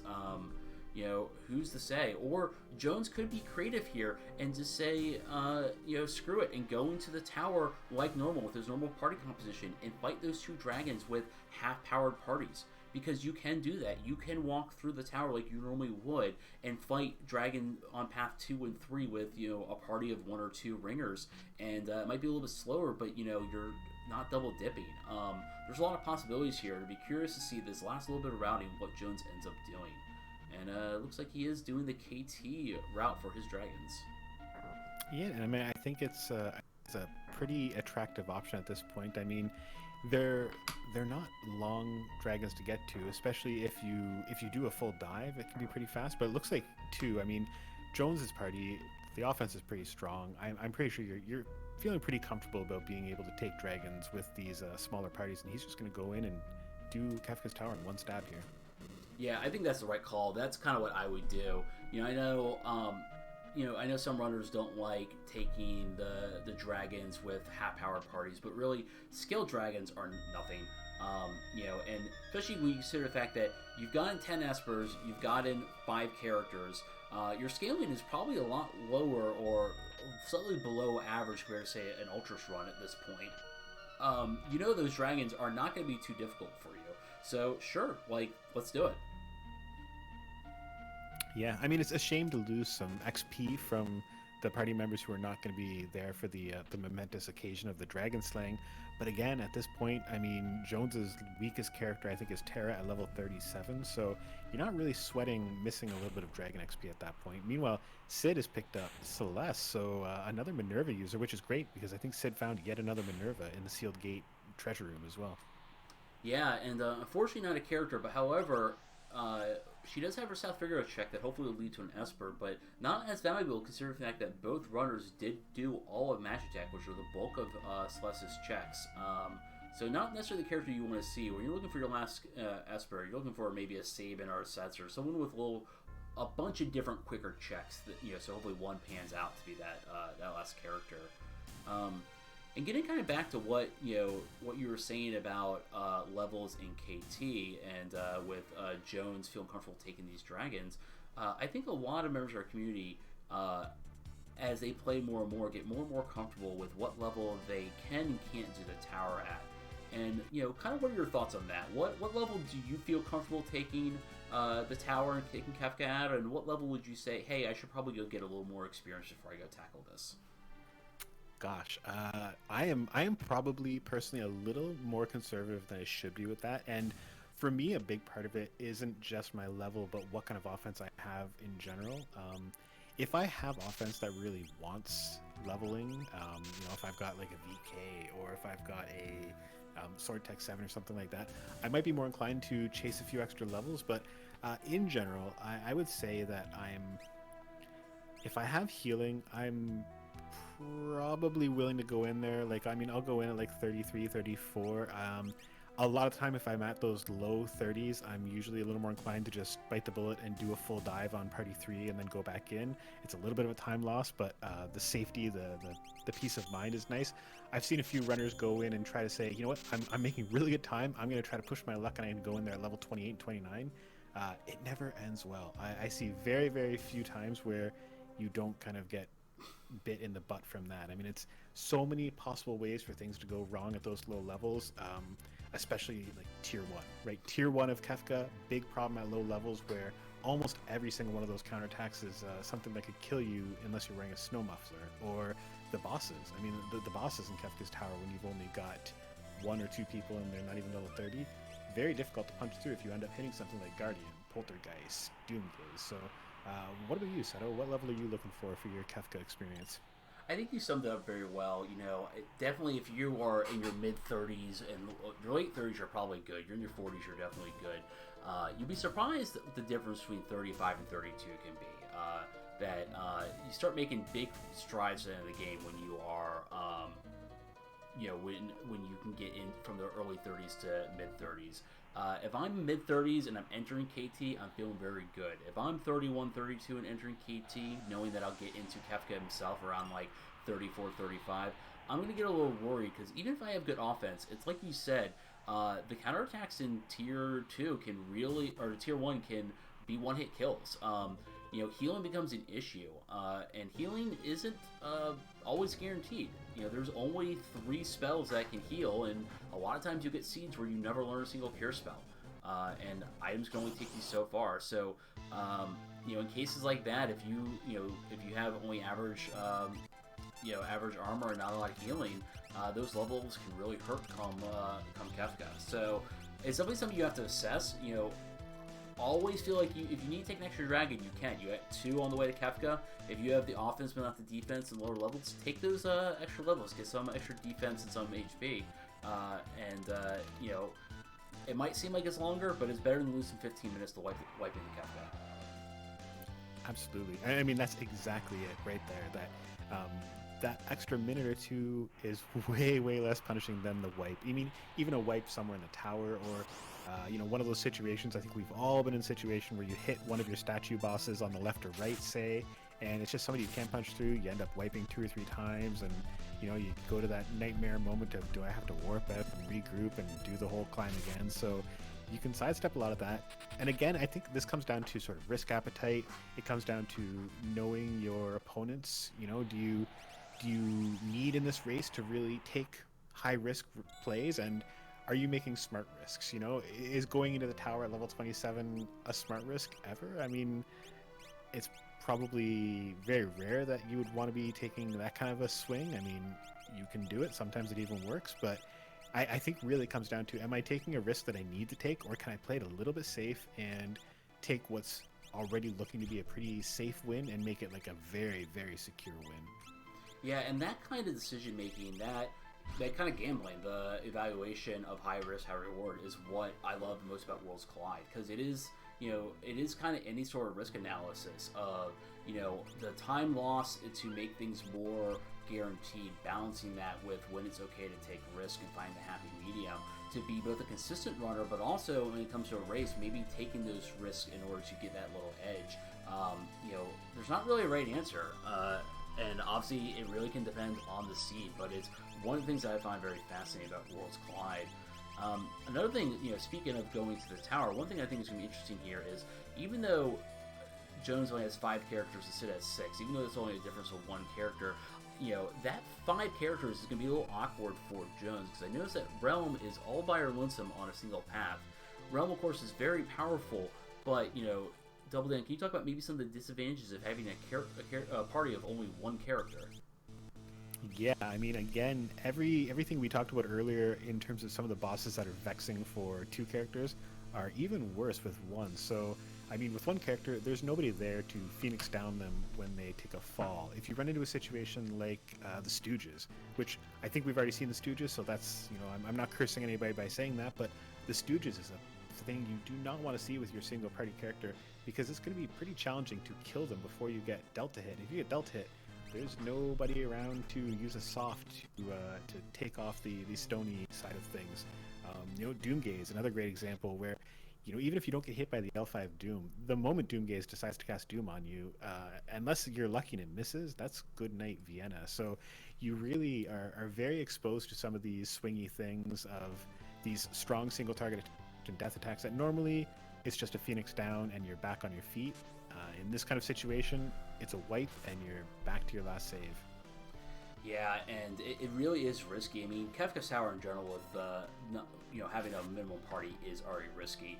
But for all the reasons you said, or just getting into a loop of healing, if you aren't being one shot, but if you're not being one shot, but you're being 2-shotted and you're healing with X potions, you can get to a point where you can never get any offense in. It can be rough. Luckily, she is rather powerful, and you have a save point there, so you can reset a few times and come up with different strategies. One thing that you'll see with our, you might see with our runners that I always encourage is that you very rarely have to warp out. That, people can move equipment around, people can move spells around, you can break items, you can, there's a whole bunch of different options that even if you wipe at one of these bosses on one of these final bosses at these statue spots, you can reload a save and figure out what you did wrong and change your strategy up. And it's actually one of the funnest things, in my opinion, is figuring out how to solve one of these endgame bosses and to completely change your strategy from whatever build you walked in with. Absolutely, and I think it really comes with that resourcefulness and that experience of, having the strong background of playing the game a lot. You start to remember all the little tricks and tips and little niche kind of exploits or niche tactics that would only work in a 1 in a million situation, but this is that 1 in a million situation, and you can actually employ it here. So I think it really becomes that opportunity to demonstrate a deep bench of knowledge, basically. Not that knowledges have benches, but you know what I mean? It's really an opportunity to dig deep into the bag of tricks and pull out something that's really going to push you over the edge. Yeah, and so speaking of, we have, Jones starting his first set of statue bosses. I believe this is his middle path, so he still has 2 more bosses left? 2 more bosses left. Whereas Sid had entered the tower and was starting the Inferno boss spot, but it looks like we might have some technical difficulties on his end, so...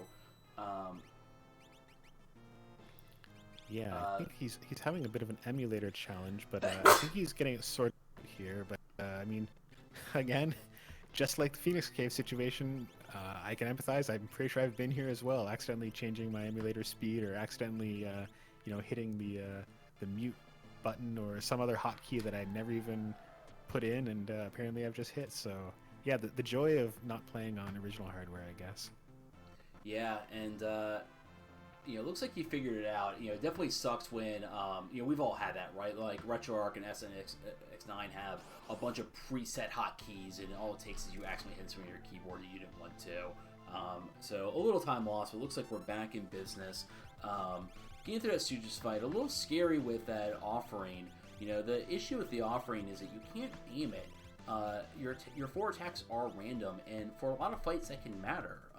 With the Stooges fight, you typically want to kill the Stooge at the top because he can revive the other 2, but the offering is going to do what it's going to do, and that could have gone very bad if damage had not been dealt to the top one. He just kept reviving the bottom 2 as Sid killed them, but luckily the fixed dice ended up rolling good enough. But this is one of the risks of the fixed dice, is it is unreliable in damage and unreliable in targeting as well. Yeah, I mean, it's fixed dice and it's the small party effect all in one big ugly package. I mean, that's exactly right, where you can once again get into that situation where it's just hard to stabilize. And I think we see it a lot too on tier 3, where you maybe have a person or 2 died in Medio, and then if you don't have a full party, if you've got people dead, it's hard to stabilize without healing the boss and getting out of that Medio phase. You really need to have all hands on deck to stabilize, and I think that's again where we see sometimes runners get snagged if they bring something like Umaro or a rage character, or I was going to say a dance character, but I don't think we see dance on tier 3 too much. But those non-controllable characters who essentially, they're great when everything's working well, but the moment you need to regroup and fix the party condition, they are not quite as effective anymore. That's right. And real quick, to kind of shift gears a little bit, we want to say GG's to Falcon Hit, who was one of our offline runners. We have 6 people running this. We have Sid and Jones being restreamed. We have 4 people offline. Falcon Hit, Yako Wako, Dexterox, and Infinite Fluff. But Falcon Hit is the first done at a time of 1:30:23. So GG's to him, and I'd be curious to see in chat what his breakdown is. I'm sure he'll be joining us, shortly. Yeah, Falcon Hit, one of our strong runners. Another Mega Elixir member in the Ultros League, and somebody who I think has had some really consistent results. So, a surprise to be sure, but a welcome one to him as he picks up a nice time on what was a pretty challenging, or at least frustrating seed, especially early on. I'd be curious to hear too from him where he went for characters and whether he put off Esper Mountain as long as our on-stream racers did. Yeah, I'm wondering if that's like the trick to it, right? That if by not putting that off, getting Egder earlier, leading to Terra earlier, just means that you could focus more on the dragons. I'd be curious to kind of hear his thoughts, but GG to him. So Jones finishing up, I believe, is that his last statue fight that he's doing right here? I believe that's the last one. He should be on to the clown at this point. Yeah, and Sid not too far behind him, finishing up his last few. So this is still anyone's game. It's rather interesting. We've gone back and forth here with Jones with Jones getting a lead early, but then Sid coming back, and then the Phoenix Cave issue with Sid, allowed Jones to sneak back in. So this has been a back and forth race, and it's still not over. All it could take is a nasty loop on tier 2. Jones still has one more boss left. But all it takes is a nasty loop on tier 2 or something to put Sid back in this, because he's pretty much just one and a half statue bosses away time-wise from catching back up. Yeah, pretty impressive, because I know we really want to talk about the Phoenix Cave incident, and I wasn't going to bring it up, so I'll bring it up. I'll follow your lead, Seto, if you're going to twist the there a little bit more into Sid, but I mean, pretty impressive that despite that challenge, shall we say, he's right in there. I mean, this is still a very viable race. We've seen racers make incredible time in Final Kefka. We've seen racers make up a lot of ground in that fight.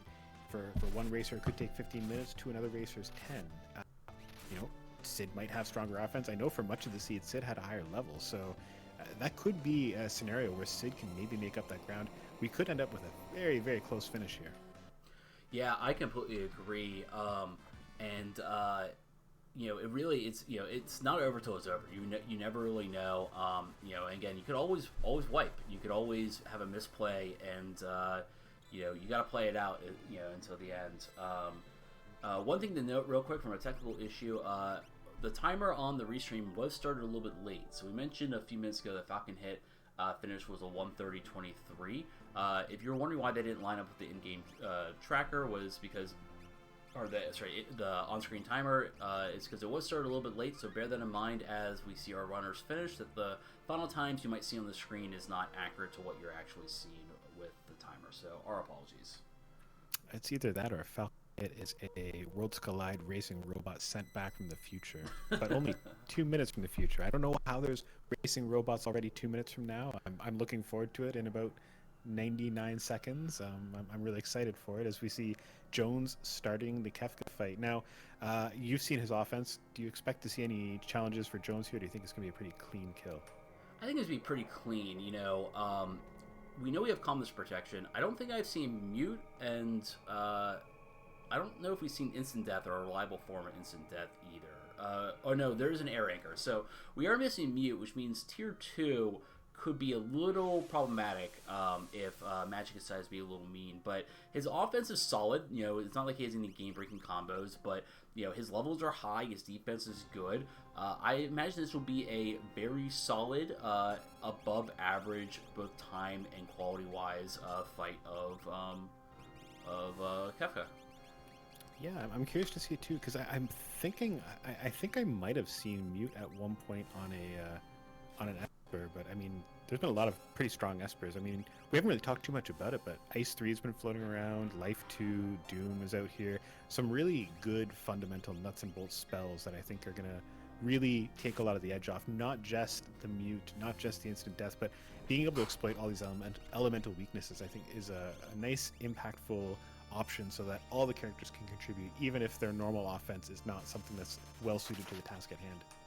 Yeah, that's actually something that's going to be a little interesting, because actually looking at it a little bit now with the damage being dealt, we have Cyan hitting for about 4k on a jump, but jumps are a little slower. Egder is swinging that Atma weapon, but offering, we mentioned the problems with offering, and Terra's only doing about 3k with that Illumina. Realm's doing a good amount with her magic, and that's going to be kind of your most consistent damage dealer. But meanwhile with Sid, he has the fixed dice offering that could potentially have bursts that are higher than that Atma weapon. But he also has that Hero Ring Gauntlet with the Illumina, with Terra doing significantly more damage than Jones's Terra is doing. So if he can get into this fight, you might see damage-wise, especially with Tier 2, him really kind of close that gap a bit more. Yeah, and I think it'll be interesting to see, because I do know that sometimes we see some challenges for those those heavy offering-based offenses where it can do a ton of single-target damage. But on tier 1 and tier 2, where multi-target can be a little dangerous, sometimes you run into issues where maybe the offering decides to kill the bosses in the wrong order and you get a quake counter, or maybe you accidentally kill hit and magic at almost the same time and you get a quarter death counter into a 10 hits, or AoE on tier 2 in general is kind of dangerous because you don't want Face or some of these other bosses to be sitting at low HP. Their scripts get a lot worse, and I mean that Tiger Face there, he's kind of a tame kitty until he gets pretty low, and then all of a sudden he starts turning people into zombies, and that I understand that being a zombie in this game is not a very good thing, as we see Jones hit the mute button there. Yeah, and Tiger, I think, is something that I think runners are kind of encountering more and more, that you want to burst down.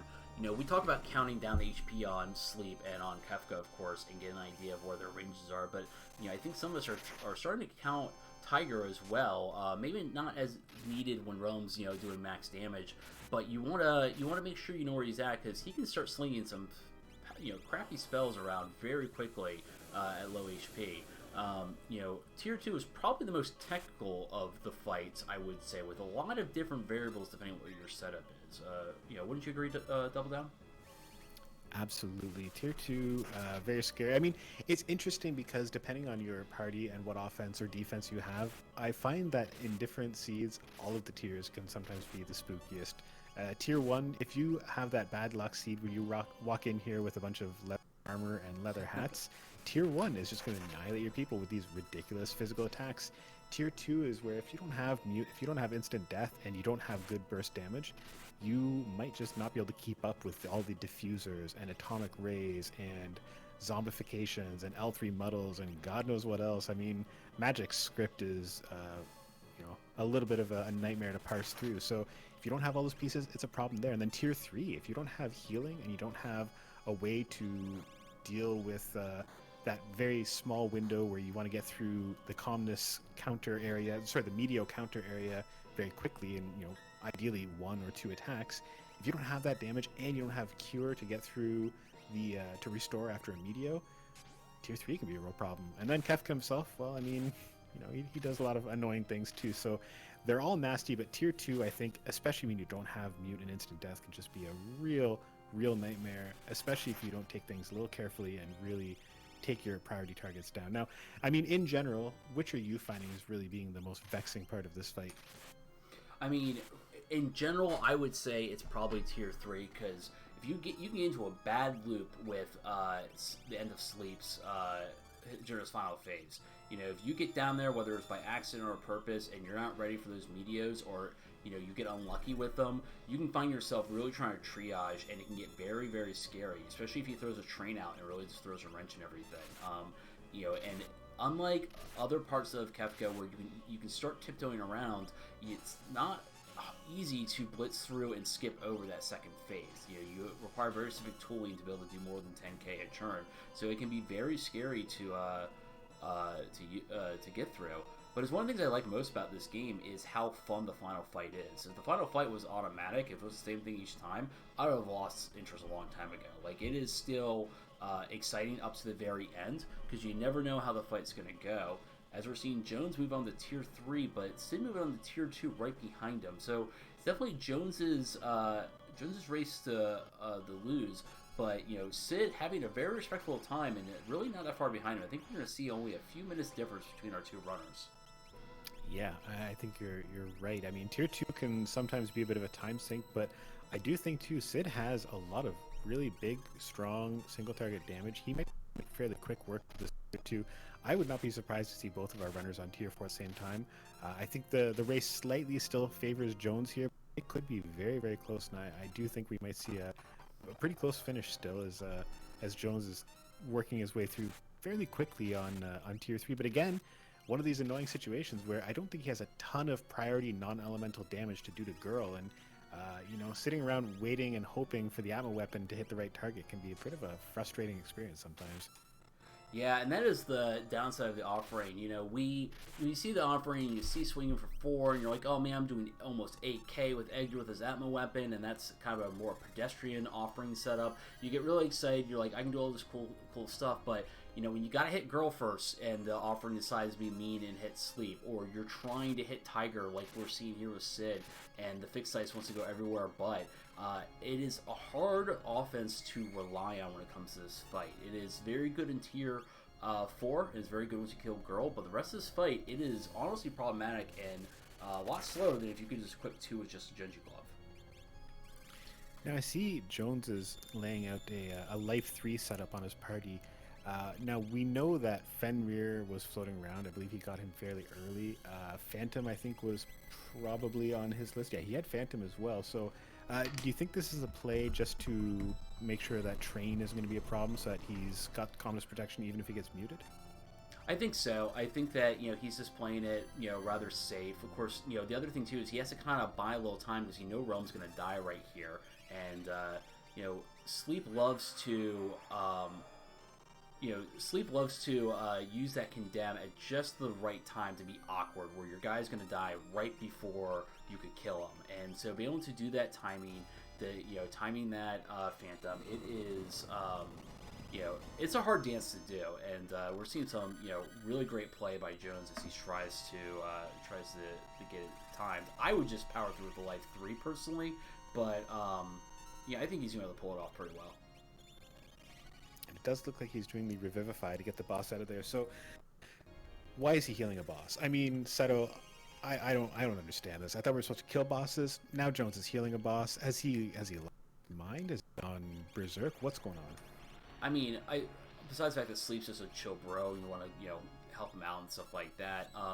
We mentioned before that Sleep gets dangerous when he's under 10k HP. When he's under 10k, he can start using Meteor. He can cast Train and Meteor as forms of counters. It can be really nasty. And if you're not ready for it, you don't want to get into an endless thing of being Meteored over and over again, because he can double Meteor you. He can counter into a double Meteor. It can be very, very mean. And so, sometimes you want to heal him back up. If you can cast Revivify on him, he'll heal for 5,000 HP. Sometimes you just want to sit here and you want to heal, him up so you can heal yourself up, regroup, and try again for round 2, which is what we're seeing here with Jones. But unfortunately, getting a little bit of bad luck. That Illumina right after the Atma weapon is probably putting him what has to be very, very low HP. Unfortunately, he got trained. His life 3 is gone. He's still got, calmness there. Losing Cyan, so a little rough. I still think he can get through Kefka, but that's definitely going to be a big time hit. But it's not much better on Sid's side either, with that muddled realm throwing dice around to slaughtering your own teammates. That is bad luck for both our runners at the end here. Yeah, I think I would take Jones's luck over Sid in this scenario, but yeah, that's peak Murder Child. Gives you that Van Gogh painting of the guy, and he just looks like he's distressed, and he's at the end of his rope, and everything is awful at life. I feel like that's what we're seeing on the left hand of our screen right now. Everything that has been able to go wrong for Sid here has gone wrong. He has had a snake bit seed here from a certain cave to a realm deciding to go off on the team. So I think this one might be Jones's now to lose, barring an unseemly ending here. Tough race for Sid. We have runs like this. You run into this where sometimes it's just not your day. Whether it's mistakes you made or just randomness in general, and that's okay. This game can be frustrating sometimes. Based on what I'm seeing in chat, Sid might be taking a little bit more of a comical approach to it. But if he just want to talk afterwards, that's fine. Because I wouldn't blame him. If he wants to laugh about how ridiculous it is, that's fine too. It definitely could have gone better, and definitely not the best luck that you could have. But he'll power through. Meanwhile, Jones is getting through Kefka's first phase pretty well. He probably is in his second half of HP at this point, I would imagine. Yeah, I think he's probably nearing the end here. And I mean, for Sid, I mean, there's no shame here. I mean, the thing with Sid is that he was competing in the Elixir division all season. I've spent much of the season myself getting beaten handily by Sid. Everybody knows he's a hell of a racer, so nothing there. But don't look now. Jones eating an Ultima, and life 3. Is that going to be enough? One life 3 to save him, or is he in real trouble now? That is a good question. This is gonna be rough because after he does his Goner here, which will kill Terra and revive him, he can start attacking twice in a row. You got to revive people as quick as possible, and it might get into a case where he can't.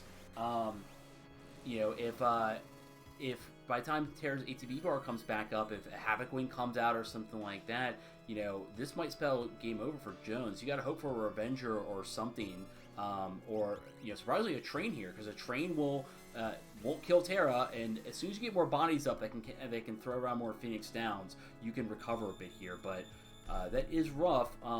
That ultimate coming out means he is below 10k HP. Good dodge on the Havoc Wing there.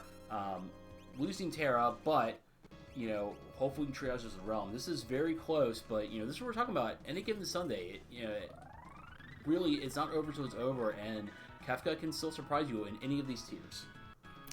Yeah, I mean that's the real danger, especially there. And we were talking about that earlier. Smaller party size. I think he's going to pull it out now, but in that part of that script with Kefka, he can do anything. He can follow up with Havoc Wing, so he can do Havoc Wing, and if you've only got one person, they're going to be dead. If you've only got two people, you might lose them all. But Jones has found a way. He has snatched it back from the brink of defeat, and he has managed to kill Kefka at 140, call it 147-ish. I think 147.39 I think is the official race time. GG WR Jones 104. Yeah, GG. And like we said earlier, some technical difficulties means that our on-screen timer is a little off from what the actual time is. So we apologize if the time doesn't quite line up, but that is our winner, Jones, with 147.39. And we can see if we can get him in here in a minute as we switch back over to Sid with attempt number 2 on Tier 2 here. Yeah, I think as Jones makes his way into here, we're seeing Sid. He's back at the scene of the crime. Hopefully, we don't see another realm muddle incident again. That was a tragic way to see things go last time. As I think it looks like it's going a little bit more smoothly this time. But again, Tier 2, you never know. If somebody gets randomly muddled or randomly zombie, things can take a turn pretty quickly. Yeah, and like we said, every tier is hard, but I think that tier 2 is the one that really surprised you with the wipes. You would think with the medios you at least know the damage is coming, but it can be very maybe it's a comedy of errors when you get the stops with the frozens, with the zombies being thrown around in tier 2 in the muddles. Maybe you can wipe on any of the tiers just as equally, but tier 2 definitely ends up with the most comical of the wipes for sure. Yes, it does. And let's get Jones in here. Let's see what he makes of all this. Jones, GG. How did that go? GG. Hey, thanks for the GGs. It went about as good as it could have gone for me, I think. I was really hoping to find something really great in a shop and just crack the seed wide open, and it just didn't happen for me, unfortunately. Yeah, so kind of walk us through, especially hunting that last character. You kind of second to last checked it with Esper Mountain. So what were you thinking when you were trying to find character number 4? And then kind of what point did you decide that characters wasn't what you're going to do and Dragons were instead? Well, when I saw that I was like 3 or 4 characters and 7 Espers, I'm like, well, I'm definitely not going to go for the characters. It's not working out for me.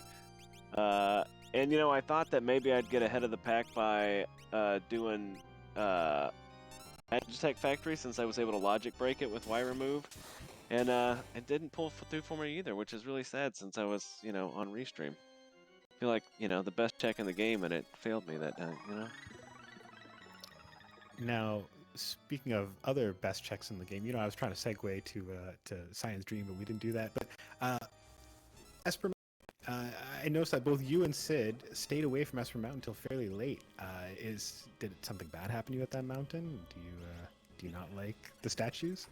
No, I felt like I don't know. I felt like you start to unravel a thread or something, and it just keeps coming. And I felt like that's what was happening. Like, I'm going down this check. It's gonna lead me to this. It's gonna lead me to this. And I was trying to do multi-tech stuff, and I'm like, I'm gonna try to get a bunch of things that, you know, can, I don't know, maybe reward me more than other things. And I usually try to do things that I assume other people aren't doing, in the hopes that it puts me ahead just by sheer luck. It never works out, but one day it will. I promise it will.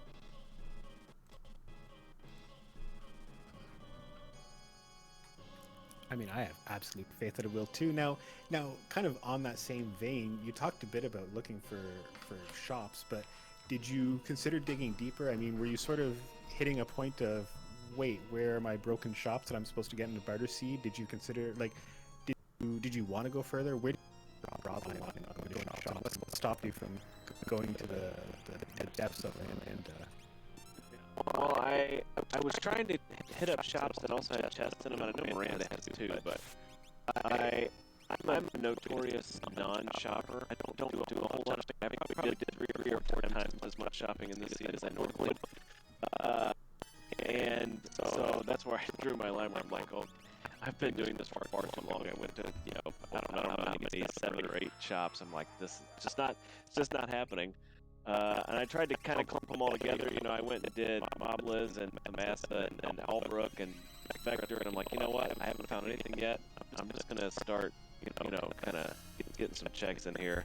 And I thought maybe I might go back. I kept opening chests, thinking I might, try to use them to buy something later. And I don't know. I was kind of on the fence because I had decent offense and my gear was okay.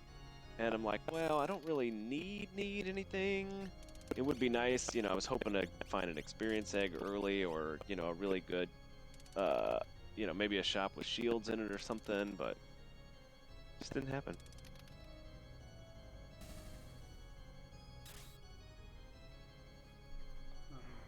So, one last question before we let you go. Sorry about that slight delay. Kind of walk us through the end there. You had a little bit of a tough finish to Kefka himself. Yeah, well, I wasn't counting, so I figured, I was just gonna kind of go crazy until Goner, and then I even had this thought, like, I'm gonna wait for Goner to happen, then I'm gonna runic with Realm, and I'm gonna be the guy who runics Ultima on stream. It's gonna be awesome. And I was having that thought right as Kefka started casting Ultima. I'm like, crap. Luckily, I wasn't even thinking, I just figured that was it. I was going to have to redo it. But luckily, Terra had Life 3 on, and I got to sort of salvage that little dumpster fire that was happening. But, yeah, it did not go the way I was expecting it to. Yeah, I mean... But you know what? Oh, go ahead. I'll just say, with a little bit of extra Life 3 love and, whatever, I was able to pull through that. Oh, and that is rough on Sid. Just like you, no calmness protection. Well, had calmness protection, but got hit with calmness on Realm as major damage dealer. So this will be interesting tier 4 on his part. But yeah, that can happen with tier 4 not counting. Like we all know, I've hit I got hit with Ultima because I didn't count. And you luckily were able to pull it off, but it got very close. So thank you for giving us quite a nice bit of juicy drama at the very end there. I know it was very interesting to watch. Yeah, it was interesting to play. I was like, oh god, here we go. But I'm here for you all, so I'm glad that it worked out the way that it did. Well, go ahead, Double Down. I was going to say, I mean, finish with style, and what more can we ask for? We come to expect these things from a Jones race. Anything else going on with you? Anything you want to chat about, plug, complain about? Any grievances you want to air? Oh, I got no grievances, but I just want to say thanks to the whole Restream team, all the volunteers, everybody who makes Worlds Collide run. We really appreciate you all. And if you're not on the Discord, come be on it, because it's amazing. And we got lots of stuff going on, including Double Down. You've got your own tournaments and stuff going on. Maybe you should plug. I can't really plug mine, it's halfway over, but you should come and be a part of Moogle's first tournament next time. Anybody who's interested in playing the game who hasn't done it yet. That's it, that's my plug. That would be Moogle's second tournament, I think, if my math is correct. Well, for each Moogle that plays it, it should be their first. Right. That's the whole idea, right? The order is for the Moogle, not like general time. Yeah.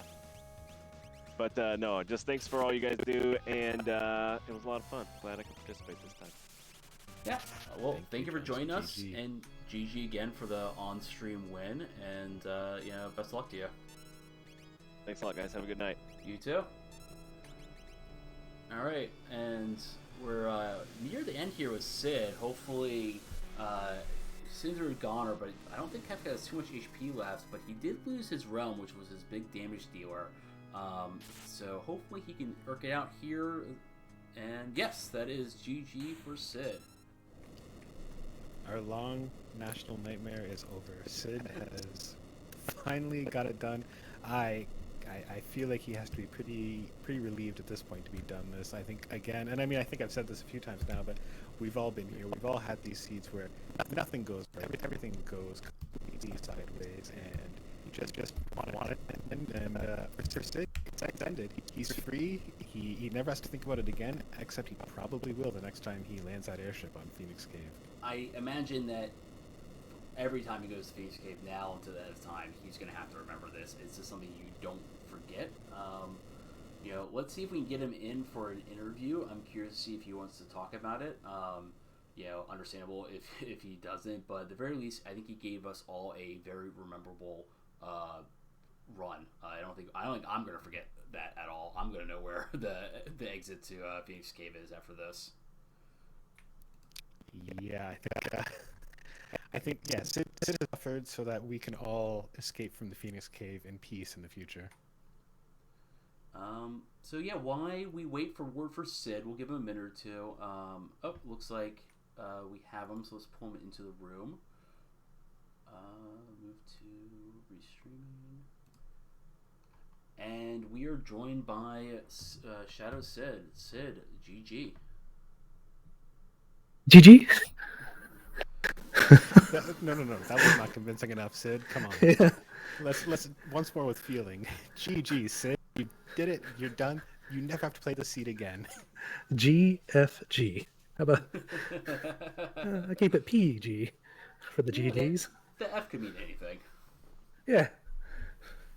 So let's. Where do you want to start? We'll let you direct the conversation. There was probably a few topics that you maybe wanted to talk about. Let's go in order. Gao. Got my hopes up real quick, and I was like, oh yeah, items. Throwables are not really a thing. You don't want to spend 800 gold per shuriken? That's a problem for you in the Gao world? Yeah. It is a hard pill to swallow, but I mean, you seem to pivot pretty quickly into those fixed dice. You went and got that offering very early and kind of leaned heavily on that. Yeah, I got lost. So in my notes, I have Roll to Balance Figaro Noise Blaster. So I was like, cool. I'm going to go back and get that when I get a tools user if I ever get one, and go get the offering if I kind of feel like something's leaning that direction. And I went to Roll to Balance Figaro and it wasn't there. Like, uh-oh. Like, where else? There's only like 2 other shops that I checked, which is Returners and Roll to Ruin Figaro, which it wasn't Roll to Ruin Figaro. Just wrote down the notes wrong. Well, I mean, you still grabbed it at an early time. I think you were like level 16 or so when you picked it up. You picked it up in time for your first dragon fight, which is probably when you needed it the most, I would imagine. Yeah, it was, I don't know, around like 20 minutes in. Yeah. It wasn't too far. But it was good forethought on your part to note the Katana Soul and then note the Noise Blaster and to come back and pick that up, especially pick it up once you had a weapon to use it with. So that was a very good play.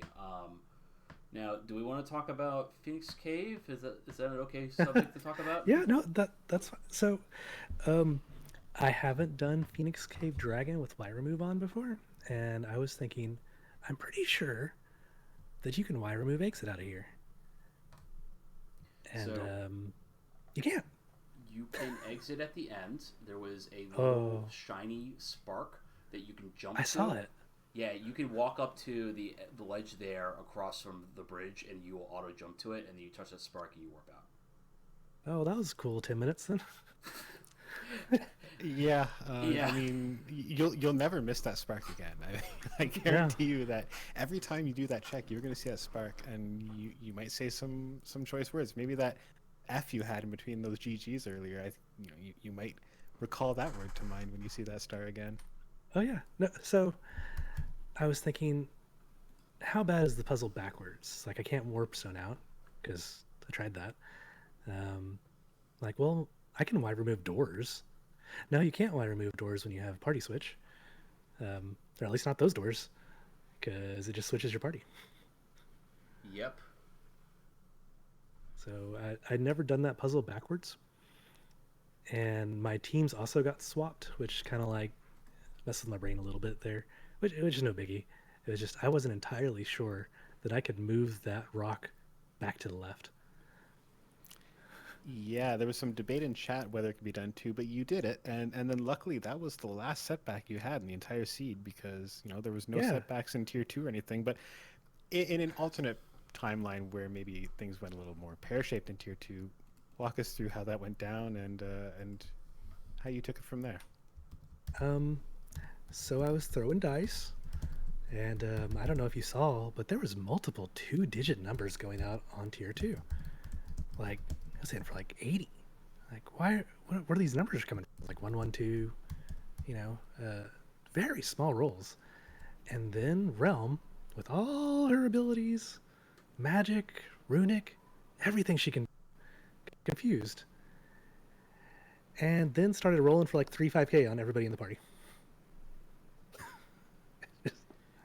Yeah. It was a slaughter by dice. It was